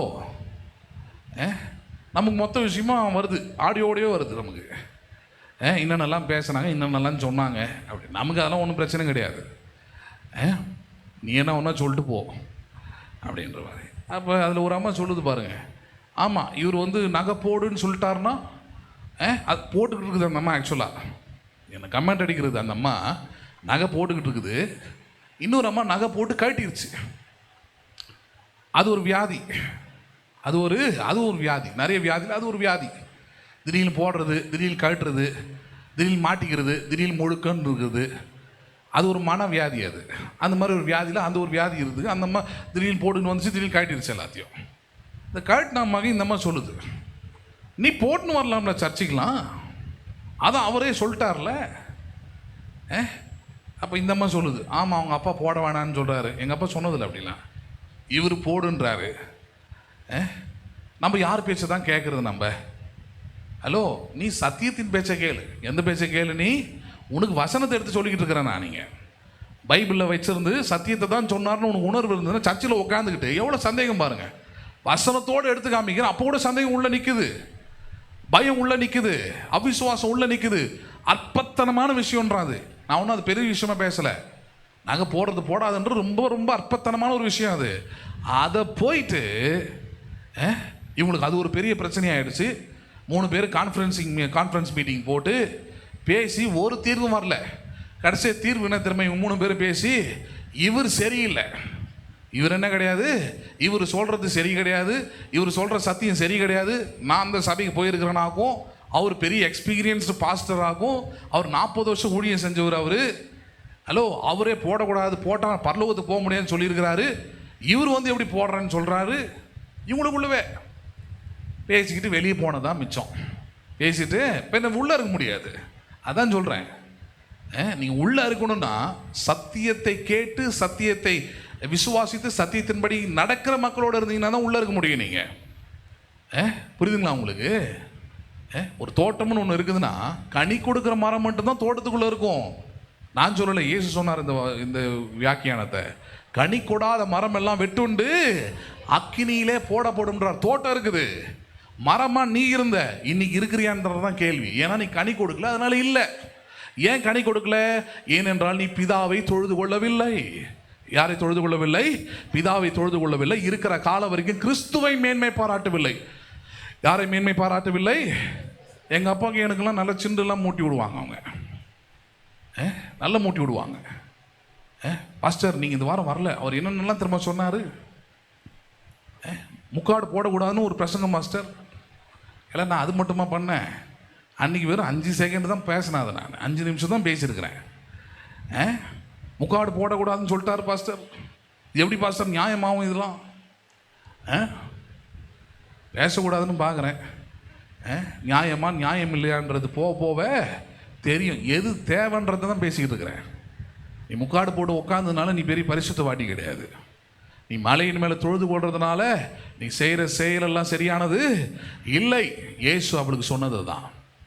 இந்த பிலிப்பியரில் பவுல் ரொம்ப வெளிப்படையாக கடினமாகவே அதை பேசுகிறார். நல்ல விசுவாசிகளுக்கு எச்சரிக்கை கொடுக்குறாரு. கவனமாக இருக்க சொல்கிறாரு. என்ன சொல்கிறாரு? நாய்களுக்கு எச்சரிக்கையாக இருங்கள், பொல்லாத விசுவாசிகளுக்கு எச்சரிக்கையாக இருங்கள். இந்த பழமை வாதத்தை, அதாவது வசனத்துக்கு எதிராக உள்ளே பேசிக்கிட்டு இருக்கிற அங்கே சர்ச்சில் அப்படி இருந்து அந்த சர்ச்சில் அந்த அங்கே போயிடு, இங்கேயே வரேன், அங்கேயே இருந்துக்கிட்டு அங்கேயே நாசமாக போ. இங்கே வந்தீங்கன்னா இது பிளஸ்ஸிங் சர்ச், இது ஆசீர்வாதமாக இருப்பதற்காக நான் சபை வச்சுருக்கிறேன். உன் பழமை வாதத்தை பேசி கெடுத்துக்கிட்டு உட்காந்துருக்காது உள்ளே. அப்போ உள்ளே வந்தீங்கன்னா இதை தான் கேட்கணும். எதை கேட்கணும்? இங்கே அதான் சொல்கிறது, சுண்ணத்துக்காரருக்கு நீங்கள் எப்படி இருங்கள்? எச்சரிக்கையாக இருங்கள். ஏன்? 3ஆவது வசனம் பாருங்கள். ஏனெனில் மாம்சத்தின் மேல் நம்பிக்கையாராமல். பாயிண்ட், எதன் மேல் நம்பிக்கையாராமல்? அவருக்கு அதான் பாயிண்ட். ஏன்னா பவுலுடைய ரட்சிப்பு அங்கே தான் உண்டானது. ஒரு கொடூரமான ஒரு கொலவெறியோடு மதவெறியோடு தெரிஞ்சுக்கிட்டு இருந்த ஒரு பவுல் கிறிஸ்துவின் அன்பை போதிக்கிற ஒரு மனுஷனாய் மாறினது காரணம் என்னன்னா, நான் இனி ஒருவனையும் மாம்சத்தின்படி அறிவதில்லை என்ற அந்த சத்தியம்தான். புது சிருஷ்டியை தன்னை மாற்றினது என்பது நான் இனி ஒருபோதும் ஒருவனையும் மாம்சத்தின்படி அறிவதில்லை என்ற அந்த எண்ணம் தான். அதனால் இந்த விசுவாசிகளுக்கு சொல்லிக் கொடுக்குறாரு. ஏனெனில் மாம்சத்தின் மேல் நம்பிக்கையாயிராமல் ஆவியினாலே தேவனுக்கு ஆராதனை செய்து. எப்படி ஆராதனை செய்து? ஆவியினாலே தேவனுக்கு ஆராதனை செய்து கிறிஸ்து இயேசுவுக்குள் மேன்மை பாராட்டுகிற நாமே விருத்த சேதனம் உள்ளவர்கள். ஹலோ, நம்முடைய ஆராதனை யாரை மேன்மை பாராட்டுகிறது? கிறிஸ்து இயேசுவுக்குள் மேன்மை பாராட்டுகிறோம். யாரை மேன்மை பாராட்டுகிறோம்? நம்முடைய ஆவி, ஆத்துமா, சரீரம் யாரை மேன்மை பாராட்டுகிறது? யாரை பெருமை பாராட்டுகிறது? யாரை உயர்த்துகிறது? யாரை பாடுகிறது? யாருக்காக செயல்படுகிறது? யாரை பேசுகிறது? கிறிஸ்துவையே. யாரை பேசுகிறது? கிறிஸ்துவையே. பேசுறது புரியுதுங்களா உங்களுக்கு? அப்ப கிறிஸ்துவை மேன்மை பாராட்டுவதே. யாரை மேன்மை பாராட்டுவதே? கிறிஸ்துவை மேன்மை பாராட்டுவதே. பவுல் பாருங்க சொல்லிட்டு தன்னுடைய மாம்சத்தின் அடையாளத்தை பற்றியும் பேசுறார். அவர் சொல்றாரு, மாம்சத்தின்படி நான் யார் தெரியுமா அப்படின்னு பேசுறாரு. எப்படி பேசுறாரு பாருங்க. 4ஆவது வசனம். மாம்சத்தின் மேல் நம்பிக்கை வைக்க வேண்டுமானால் நானும் வைக்கலாம். வேறொருவன் மாம்சத்தின் மேல் நம்பிக்கையாக இருக்க நினைத்தால் நான் அதிகமாக அப்படி செய்யலாம். நாம் 8ஆம் நாளில் விருத்த சேதனம் அடைந்தவன். எத்தனாம் நாள் விருத்த சேதனம்? ஈசாக்கெல்லாம் 8ஆம் நாள் விருத்த சேதனம் பண்ணாங்க பாருங்க. அதை சொல்றார். ஈசாக்க போல, ஆபிரகாமுடைய மகனை போல நானும் 8ஆம் நாளில் என்ன பண்ண வேண்டும்? நான் மாம்சத்தின்படி விருத்த சேதனம் பண்ணினவன். அப்புறம் சொல்றாரு, இஸ்ரவேல் வம்சத்தான். என்ன வம்சத்தான்? நான் ஒன்றும் புறஜாதி கிடையாது. நான் ஒன்றும் அவன் இவன்லாம் கிடையாது. நான் என்ன வம்சத்தான்? நான் இஸ்ரவேல் வம்சத்திலே வந்தவன். நான் பென்யமின் கோத்திரத்தான். என்ன கோத்திரத்தான் அவன்? 12 கோத்திரத்தில் ஒரு கோத்திரம் பென்யமின் கோத்திரம். சொல்ற நான் பென்யமின் கோத்திரத்தான். எபிரியல் பிறந்த எபிரியன், நியாய பிரமாணத்தின்படி பரிசேயன் நான். எவ்வளோ பெருமை இருக்குது பாருங்க அவருக்கு. சொல்றாரு, இவ்வளவோ என் மாம்சத்தின் அடையாளம். நான் பெருமை பாராட்டணும்னா இவ்வளோ நான் சொல்லி காட்டலாம். நான் யார் தெரியுமாடா? பென்யமின் கோத்திரத்தான். நான் ஒரு இஸ்ரவேலன். நான் வந்து 8ஆம் நாளில் விருத்த சேதனம் பண்ணினவன். நீ பண்ணவனா? இப்படிலாம் பேச முடியும் என்னால. அவ்வளோ பெருமை இருக்குது அவர் மாம்சத்தை பற்றி. சொல்லிட்டு சொல்றாரு பாருங்க 6ஆம் வசனம், பக்தி வைராக்கியத்தின்படி சபையை துன்பப்படுத்தினவன். எந்த வைராக்கியத்தின்படியா? அதாவது ஒரு மனுஷனாக இயேசுவை போய் எப்படியே கடவுள் சொல்றீங்கன்னு சொல்லிட்டு சபையா போய் துன்பப்படுத்தினவன் சவுலா இருக்கும்போது. அதை சொல்றார், பக்தி வைராக்கியத்தின்படி சபையை துன்பப்படுத்தினவன், நியாய பிரமாணத்துக்குரிய நீதியின்படி குற்றம் சாட்டப்படாதவன்றார். இதன்படி குற்றம் சாட்ட முடியாது. என்ன? நியாய பிரமாணத்தை 10 கட்டளையை கொண்டு வந்து சவுலையும் 10 கட்டளையும் வச்சிங்கன்னா நியாய பிரமாணத்தின்படி சவுலை நீங்கள் குற்றமே சாட்ட முடியாதான். ஹலோ, முதல் கட்டளையிலிருந்து 10ஆவது கட்டளை வரைக்கும் ஒன்றில் கூட அவரை என்ன பண்ண முடியாது, அவரை குற்றம் சாட்டவே முடியாத அளவுக்கு பரிசீலனை அவரு. அதான் சொல்ல வர்றாரு. அவ்வளோ மேன்மை இருக்குது அவருக்கு. சொல்றாரு அப்புறம் பாருங்க, பக்தி வைராக்கியத்தின்படி சபையை துன்பப்படுத்தினவன், நியாய பிரமாணத்துக்குரிய நீதியின்படி குற்றம் சாட்டப்படாதவன், ஆகிலும் எனக்கு லாபமா இருந்தவைகள் எவைகளோ அவைகளை கிறிஸ்துவுக்காக எதென்று எண்ணினேன், நான் நஷ்டம் என்று எண்ணினேன். கிறிஸ்துவாக தான் இந்த உலகத்தில் எனக்கு லாபமாய் இருக்கிற அடையாளங்கள் எதுவோ அது எது என்று எண்ணுகிறேன் நான். நல்லது சொல்லுங்களேன். கிறிஸ்துவை மேன்மை பாராட்டுகிற நீங்கள், ஹலோ, உலகத்தை என்ன பண்ணாதீர்கள்? நீங்கள் உலகத்தின் அடையாளத்தை மேன்மை பாராட்டாதீர்கள். ஹலோ, உலகத்தில் பல அடையாளங்கள் உங்களுக்கு இருக்கலாம். இந்த குடும்பம் அந்த குடும்பம் அவ்வளோ வசதி. 3 தலைமுறைக்கு முன்னாடி நாங்கள் யார் தெரியுமா? இப்போ நீ யார்? அதை பேசு. Right now, who are you? You should boast on Christ. கிறிஸ்துவை மேன்மை பாராட்டுகிற விசுவாசி நீ. கிறிஸ்துவுக்குள் வாழ்கிற விசுவாசி நீ. அதை மேன்மை பாராட்டு. கிறிஸ்துவுக்குள் நான் இப்படிப்பட்டவனாய் இருக்கிறேன், கிறிஸ்துவுக்குள் நான் இப்படிப்பட்டவனாய் செயல்படுகிறேன், கிறிஸ்துவுக்குள் என்னுடைய நம்பிக்கை எப்படிப்பட்டது, கிறிஸ்துவுக்குள் என் ரட்சிப்பு எப்படிப்பட்டது, கிறிஸ்துவுக்குள் என் மறுமை வாழ்க்கை எப்படிப்பட்டது, கிறிஸ்துவுக்குள் என் எதிர்காலம் எப்படிப்பட்டது. Talk about Christ. ஹலோ, புரியுதுங்களா? நிறைய நேரத்தில் இந்த புது விசுவாசிகளை பழைய விசுவாசிகள் எப்படி டம்மிப்படுத்துவாங்கன்னா, என்ன ஒன்று இந்த சபை விசுவாசி நினச்சிடாத.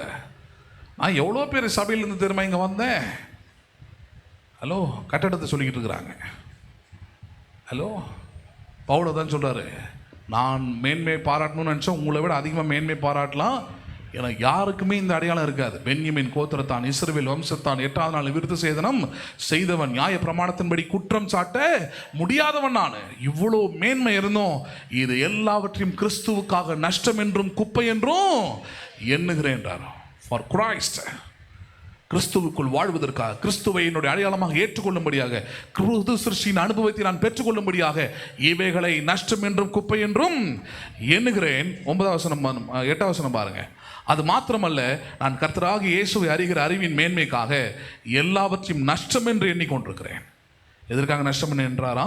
கர்த்தராகிய இயேசு கிறிஸ்துவை அறிகிற அறிவு.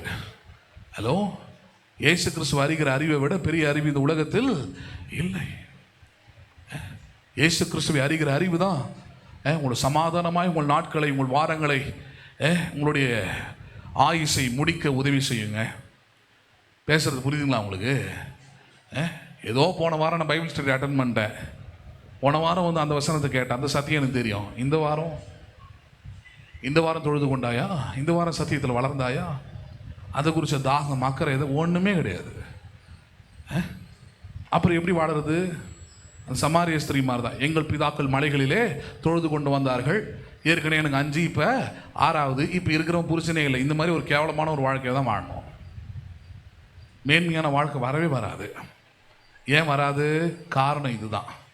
மாம்சத்தை மேன்மை பாராட்டி கிறிஸ்துவை மேன்மை பாராட்டாம விட்டதோடைய விளைவு.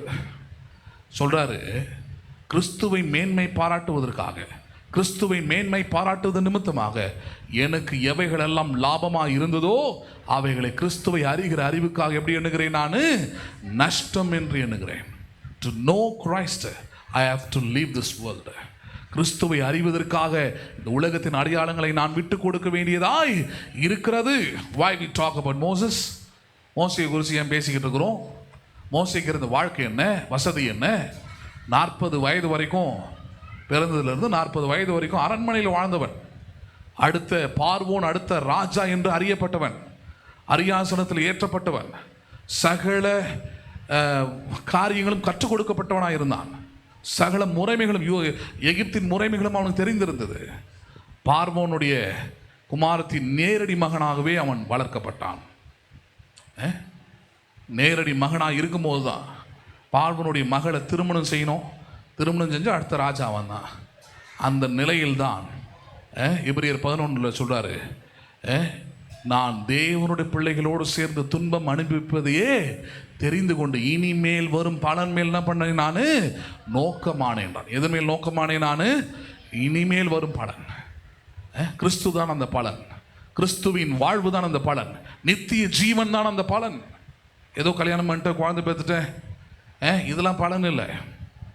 ஹலோ, ஊரில் இருக்கிற எல்லாருக்கும் நடக்குதுங்க. உங்களுக்கு நடக்குதா? சந்தோஷம், ஆண்டவருக்கு மகிமை, அவ்வளோதான். ஆனால் are you in Christ or not? நீங்கள் கிறிஸ்துவை மேன்மை பாராட்டுகிறீர்களா? உங்கள் வாழ்க்கையில் கிறிஸ்துவை மேன்மை பாராட்டுகிற ஆராதனை இருக்கிறதா? உங்கள் சரீரங்களை ஜீவனுள்ள பலிகளாக ஒப்பு கொடுக்க முடிஞ்சுதா? அதெல்லாம் முடியாமல் மேன்மை பாராட்டுவது ஒன்றுக்கும் பிரயோஜனம் இல்லை. அதனால தான் சொல்றார், எனக்கு எவைகள் எல்லாம் லாபமாக இருந்ததோ அதை கிறிஸ்துவை அறிந்து கொள்வதற்காக நஷ்டம் என்றும் குப்பை என்றும் எண்ணினாதான் கிறிஸ்துவை அறிய முடியும். அதான் பாயிண்டாங்க. நீங்கள் உலகத்தை லாபமாக என்ன, கிறிஸ்துவை தேட முடியாது, கிறிஸ்துவின் வசனத்தை கேட்க முடியாது, கிறிஸ்துவின் சத்தியத்துக்கு நீங்கள் இடம் கொடுக்க முடியாது. உலகத்தை லாபமாக எண்ணீங்கன்னா வசனமே உள்ளே ஏறாது. ஆனால் என்றைக்கு உலகத்தை நீங்கள் வெறுத்து உலகத்தின் காரியங்கள்லாம் மேன்மை இல்லை, கிறிஸ்து தான் மேன்மையானவர், அவருடைய சத்தியம் தான் மேன்மையானது என்பதை என்றைக்கு எண்ணுகிறீர்களோ அன்றைக்கு தான் உங்களுக்கு கிறிஸ்துவை குறித்த மேன்மை பாராட்டுதல், தொழுது கொள்ளுதல், இது எல்லாமே சரியானதா அமையும். 9ஆம் வசனம் பாருங்க. நான் கிறிஸ்துவை ஆதாயப்படுத்திக் கொள்ளும்படிக்கு நியாய பிரமாணத்தினால் வருகிற சுயநீதியை உடையவனாயிராமல் கிறிஸ்துவை பற்றும் விசுவாசத்தினால் வருகிறதும் விசுவாசம் மூலமாய் தேவனால் உண்டாயிருக்கிறதுமான நீதியை உடையவனாயிருந்து கிறிஸ்துவுக்குள் இருக்கிறவன் என்று காணப்படும்படிக்கும் இப்படி நான் அவரையும் அவருடைய உயிர்த்தெழுதலின் வல்லமையும் அவருடைய பாடுகளின் ஐக்கியத்தையும் அறிகிறதற்கும் அவருடைய மரணத்துக்கு ஒப்பான மரணத்துக்குள்ளாகி எப்படியாயினும் நான் மரணத்திலிருந்து உயிரோடு எழுந்திருப்பதற்கு தகுதியாகும்படிக்கும் அவருக்காக எல்லாவற்றையும் நஷ்டம் என்று விட்டேன், குப்பையமாக எண்ணுகிறேன். எப்படி சொல்றார் பாருங்க.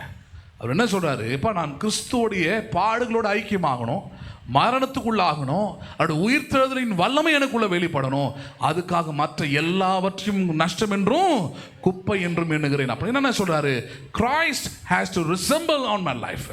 கிறிஸ்து என் வாழ்க்கையில் வெளிப்படணும், கிறிஸ்துவின் வல்லமை என் வாழ்க்கையில் செயல்பட வேண்டும், கிறிஸ்துவின் மகிமை என் வாழ்க்கையிலிருந்து வெளிப்பட வேண்டும். அதற்காக நான் இந்த உலகத்தின் அடையாளங்களை நஷ்டம் என்றும் குப்பை என்றும் எண்ணுகிறேன். ஹலோ, பேசுறது புரியுதுங்களா உங்களுக்கு? அதெல்லாம் செகண்ட் கிளாஸ், அதெல்லாம் செகண்ட் ரேட்டட், அதெல்லாம் ஃபர்ஸ்ட் கிளாஸ் எது, ஃபர்ஸ்ட் ரேட்டட் எது? கிறிஸ்துவை அறிகிற அறிவு. யாரை அறிகிற அறிவு? உயிர்த்தெழுதலை குறித்த பாடுகளை குறித்த ஐக்கியம், அவரோடு கூட இருக்கிற ஐக்கியம், இதெல்லாம் தான் எனக்கு முக்கியம். இதை அறிந்து கொள்ளணும், இதை புரிஞ்சுக்கொள்ளணும், இதை விசுவாசிக்கணும், இதோடு கூட நான் ஐக்கியப்பட்டிருக்கணும், இதோடு கூட நான் சம்பந்தம் கலந்தவனாக இருக்கணும். கிறிஸ்துவுக்கு எனக்கும் இருக்கிற ஐக்கியமே மேன்மையானதே தவிர மற்ற எதுவும் மேன்மையானது இல்லை. நம்புறீங்களா நீங்கள் அதை? அதனால தான் உண்மையான தொழுது கொள்ளுதல் என்ன? ஒரு சரீரங்களை ஜீவனுள்ள பலிகளாக ஒப்பு கொடுப்பது என்றால் என்ன? கிறிஸ்துவை மேன்மை பாராட்டுவதே புத்தி உள்ள ஆராதனை. யாரை மேன்மை பாராட்டுவது? அப்போ உங்கள் வாழ்க்கையில் ரொம்ப கவனமாக இருந்துக்கிடணும். உங்களுக்கு 1000 நன்மைகளை கடவுள் செஞ்சுருக்கலாம். ஹலோ, 1000 ஆசீர்வாதங்களை கொடுத்துருக்கலாம். அதெல்லாம் பேசாதீங்க. Don't talk about the goodness what has done to you, talk about Christ. யாரை பற்றி பேசுங்கள்? நீங்கள் கிறிஸ்துவை பற்றி பேசுங்கள். கிறிஸ்து சிலுவையில் என்ன செய்தார் என்பதை பற்றி பேசுங்கள். அவருடைய மரணம் என்ன செய்திருக்கிறது என்பதை பற்றி பேசுங்கள். அதெல்லாம் பற்றி தெரியுமா? தெரிஞ்சதானே பேசுறது. பேசுகிற நேரத்தில் வரதில்லை. அப்புறம் அது வேற என்னத்தை பேசுறது? எனக்கு ஆண்டவர் அற்புதமாக ஒரு வாழ்க்கையை கொடுத்தாரு, இதெல்லாம பேசிக்கிட்டு இருக்கிறது. இதெல்லாமே சரியான வாழ்க்கை கிடையாது பாருங்க. அந்த சபையில் அப்படி தான் பாருங்கள். ஒரு பொண்ணு கல்யாணம் ஆகுது, சண்டே கிளாஸ் டீச்சராக இருந்தது. அது கல்யாணம் ஆகிட்டு, அது புது கல்யாணம் இல்லையா, ஆமாம்மா, புருஷனை பார்க்கும்போது அஜித் குமார் மாதிரி இருப்பார், விஜய் மாதிரி இருப்பார், எல்லார் மாதிரியும் இருப்பார். அவர் ஒவ்வொரு நாளும் 3 மாதம் வரைக்கும் 4 மாதம் வரைக்கும் ஒவ்வொரு விதமாக காட்சி தருவார் அவர். அது மாதிரி அப்படியே போய்கிட்டே இருக்குது அதுக்கு. அப்போ அந்த சபையிலே பாருங்கள், ஒரு விடோ அந்த பெண்ணு, இவன் வந்து அவகிட்ட சொல்கிறான், இல்லை என் வாழ்க்கையை பார்த்தியா, ஆண்டவருக்கு எப்படி ஆசீர்வதிச்சார் பார்த்தியா, என் புருஷன் என்ன மாதிரியான புருஷன் தெரியுமா, நான் வெளியே சின்ன பையன் நின்று கேட்டுக்கிட்டு இருக்கிறேன் நான், பார்த்தியா ஆச்சு பூச்சுண்டு, அது பாவம், அது புருஷன் கூட இல்லாமல் அது பரிதாபமாக நிற்குது. அது நான் கவனிச்சுக்கிட்டே இருக்கிறேன், எவ்வளோ மேன்மை பாராட்டு, எவ்வளோ பெருமை இதுக்கு. இப்போதான் ஒரு 4 வருஷத்துக்கு முன்னாடி பாருங்கள், புருஷன் கேன்சர் வந்து செத்து போயிட்டார். 2 சின்ன பிள்ளைங்க, 2 பிள்ளைங்க. இப்போ யாரை மேன்மை பாராட்ட போகிற, எதை மேன்மை பாராட்ட போகிற? அது பாவம், அந்த பொண்ணு ஒரு வெகுளி மாதிரி அது பாட்டு சிரிச்சுக்கிட்டு அமைதியாக இருந்துருச்சு, சாந்தி அது பேர். இது கொஞ்சம் வசதியான குடும்பத்திலேருந்து வந்தது. 2 அண்ணனுங்க இருக்கிறானுங்க காஞ்சிபுரத்தில், ஒரு அக்கா இருக்கிறா, இதுதான் கடைசி வீட்டில். அதனால் கொஞ்சம் நல்லா வசதியாக நல்ல ஆடம்பரமாக கல்யாணம் பண்ணி கொடுத்தாங்க. கல்யாணம் பண்ணி கொடுத்தா பேச்சு சபைக்கு வெளியே ஒரு மீட்டிங் நடக்கும் போது 6 மணிக்கு ஸ்டார்ட் ஆக போகுது. அந்த 6 மணிக்கு முன்னாடி 5 அப்பங்கெல்லாம் 5 மணிக்கெலாம் வந்துடுவாங்க. கிராமத்தில் அங்கங்கே தான் விசுவாசிங்க வருவாங்க பாருங்கள். அப்போ வெளியே தான் நின்றுக்கிட்டு இருப்பாங்க, உள்ளே பெருகிக்கிட்டு அது எதோ வேலை நடக்கும். வெளியே நின்றுட்டு நானும் நின்றுக்கிட்டு நமக்கு வேடிக்கை பார்க்குறது தானே வேலை, வேற என்ன. இந்த அக்கா என்ன சொல்லுது அப்படின்னு கேட்டால், இந்த அக்கா இது பேரை பேசிக்கிட்டு உட்காந்துருக்குது. என் புருஷன் எப்படி திரும்ப ஆச்சு, திரும்ப கடைசி சேர்த்தே போனான் அந்த மனுஷன். இன்றைக்கி 2 குழந்தைகளை வச்சுக்கிட்டு அது படுற பாடு அவ்வளோ பெரும்பாடு. நிறைய டீட்டெயிலாக அவ்வளோ நரக கொடுமை அந்த பொண்ணுக்கு இன்றைக்கி ஒவ்வொரு நாளும். சென்னையில் என் தங்கச்சி இருக்கிற அதே இதில் ஒரு 4 வீடு தள்ளி வாழுதாங்க. ஏன் சொல்கிறேன், நீங்கள் கிறிஸ்தவர்களாக இருந்தீங்கன்னா, விசுவாசிகளாக இருந்தீங்கன்னா, லேர்ன் ஃப்ரம் பவுல் இடத்துலேருந்து கற்றுக்கொள்ளுங்கள். பவுலை விட தன் மாம்சத்தின் மேலே மேன்மை பாராட்டக்கூடிய தகுதிகள் ஒன்று ஒருத்தரும் கிடையாது. ஆனால் அவரே சொல்றாரு, கிறிஸ்துவை அறிகிற அறிவுக்காக எல்லாவற்றையும் நஷ்டம் என்றும் குப்பை என்றும் எண்ணுகிறேன். யாரை அறிகிற அறிவு? கிறிஸ்துவை அறிகிற அறிவு. 2வது சொல்றாரு, அவரோடு கூட ஐக்கியமாக இருப்பதற்கு, அவருடைய பாடலை பங்கு பெறுவதற்கு, அவருடைய நித்தியத்திலே காணப்படுவதற்கு, அவருடைய உயிர்த்தெழுதலின் வல்லமை எனக்குள்ளே வெளிப்படும்படிக்கு, எப்படியாயினும் நான் அவருக்குள்ளே காணப்படும்படிக்கு எல்லாவற்றையும் நஷ்டம் என்றும் குப்பை என்றும் என்ன. The target of the intelligent worship is to expose and glorify Jesus Christ. புத்தி உள்ள ஆராதனையோடைய கடைசி தன்மை என்னது, அல்லது முடிவு தன்மை என்னது, அல்லது உச்சகட்டம் என்னது? கிறிஸ்துவை மேன்மை பாராட்டுவது. யாரை மேன்மை பாராட்டுவது? நீங்கள் கிறிஸ்துவை மேன்மை பாராட்டுகிற வாழ்க்கையாக இருந்தால் இதுவே நீங்கள் செய்யத்தக்க புத்தி உள்ள ஆராதனை. ஹலோ, வெறும் கை தூக்குறது ஆராதனை இல்லை, பாட்டு பாடுறது ஆராதனை இல்லை, பைபிள் படிக்கிறது ஆராதனை இல்லை, முக்காடு போடுறதும் ஆராதனை இல்லை, முட்டி போடுறதும் ஆராதனை இல்லை. எது ஆராதனை? கிறிஸ்துவை மேன்மை பாராட்டுவது. யாரை மேன்மை பாராட்டுவது? ஆமாம், மாம்சத்தை வெறுத்து, மாம்சத்தை மறைத்து, மாம்சத்தை நஷ்டம் என்று குப்பை என்று எண்ணி கிறிஸ்துவை மேன்மை பாராட்டுவதே புத்தி உள்ள ஆராதனையாக இருக்கிறது. எல்லாரும் எழுந்து நிற்போம், ஜெபிப்போம்.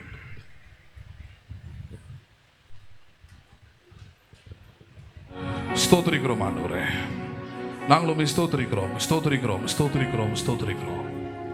எங்கள் அன்புள்ள பரலோக தகப்பனே, ஆசீர்வதிக்கப்பட்டதான இந்த அருமையான நல்ல காலை வேளைக்காக நாங்களும் ஸ்தோத்திரிக்கிறோம். கிறிஸ்துவை மேன்மை பாராட்டுவதை புத்தி உள்ள ஆராதனை. இங்கிருந்தே எங்களுடைய புதிய சிருஷ்டியின் அனுபவம் தொடங்குகிறது. இங்கிருந்தே எங்களுடைய வாழ்க்கையின் புது அனுபவங்கள் ஆரம்பிக்கிறது ஆண்டவரே. பழையவைகள் எல்லாம் ஒழிந்து எல்லாம் புதிதாவதற்கு முதலாவது தொடக்கமே கிறிஸ்துவை மேன்மை பாராட்டுகிற வாழ்க்கையில ஆரம்பிப்பது. எங்களுக்கு உண்டாயிருக்கிற எல்லா மாம்சத்தின் அடையாளத்தையும் நஷ்டம் என்றும் குப்பை என்றும் எண்ணி கிறிஸ்துவை அறிகிற அறிவிலும் ஞானத்திலும் வளரும்படியாக, எப்படியாயினும் அவருடைய மரணத்திலும் அவருடைய பாடிலும் பங்குள்ளவர்கள் ஆகும்படியாக நீர் எங்களை தெரிந்து கொண்டிருக்கிறீர். வசனங்களை கேட்ட ஒவ்வொரு பிள்ளைகளையும் தெரிந்து கொண்டிருக்கிறீர். எங்களுடைய சரீரம் எங்களுக்கு முக்கியமானதல்ல, எங்களுடைய ஆவி எங்களுக்கு முக்கியமானதல்ல, எங்களுடைய ஆத்துமா எங்களுக்கு முக்கியமானதல்ல. அவைகள் எல்லாம் உம்மை ஆராதிக்கும்படியாக, உம்மை மேன்மை பாராட்டும்படியாக, உம்மை தொழுது கொள்ளும்படியாக, உம்மை வெளிப்படுத்தும்படியாக, உம்மை உயர்த்தும்படியாகவே கொடுக்கப்பட்டிருக்கிறது. இதுவே நாங்கள் செய்யத்தக்க புத்தி உள்ள ஆராதனை. இந்த ஆராதனை ஆலயத்தில் பண்ணுகிறதல்ல, ஒவ்வொரு நாளும், ஒவ்வொரு சூழ்நிலையிலும், ஒவ்வொரு இடத்திலும் எங்கள் ஆவி ஆத்மா சரீரத்தின் மூலமாக கிறிஸ்துவை மேன்மை பாராட்ட, கிறிஸ்துவை வெளிப்படுத்த நீர் ஒவ்வொருவருக்கும் உதவி செய்வீராக. அப்படியே புது சிருஷ்டியின் அனுபவம் உருவாகட்டும், உண்டாகட்டும், ஆரம்பிக்கட்டும். பழையவைகள் எல்லாம் ஒழிந்து போகட்டும், எல்லாம் புதிதாக மாறட்டும். அந்த கேட்ட ஒவ்வொரு பிள்ளைகளுக்குள்ளும் சத்திய வசனம் கிரியை செய்யும்படியாக நான் ஜெபிக்கிறோம். எங்கள் ஆண்டவரும் அருமை இரட்சகருமாய் இருக்கிற இயேசுவின் நாமத்தில் ஜெபிக்கிறோம் ஜீவனுள்ள நல்ல பிதாவே, ஆமென். என் ஆத்துமாவே கர்த்தரை ஸ்தோத்திரி, என் உள்ளமே பரிசுத்த நாமத்தை ஸ்தோத்திரி. என் ஆத்துமாவே கர்த்தரை ஸ்தோத்திரி, கர்த்தர் செய்த சகல உபகாரங்களை மறவாதே. ஆமென். ஆசீர்வாதம் கர்த்தராகிய இயேசு கிறிஸ்துவின் கிருபையும் பிதாவாகிய தேவனுடைய அன்பும் பரிசுத்த ஆவியானுடைய ஐக்கியமும் இன்றைக்கும் என்றைக்கும் சதா காலமும் நம் அனைவரோடும் கூட இருப்பதாக. ஆமென், ஆமென். God bless you. மீண்டும் உங்களை இன்று மாலை 6:30 மணிக்கு நான் சந்திக்கிறேன். உங்களுக்கு என்று இன்றைக்கு இந்த வெயில் காலமாக இருக்கிறதுனால ஃப்ரூட் ஜூஸ் உங்களுக்காக ஏற்பாடு செய்திருக்கிறேன். அதனால் குடிச்சிட்டு நீங்கள் பின்பதாக வீட்டுக்கு செல்லலாம். God bless you.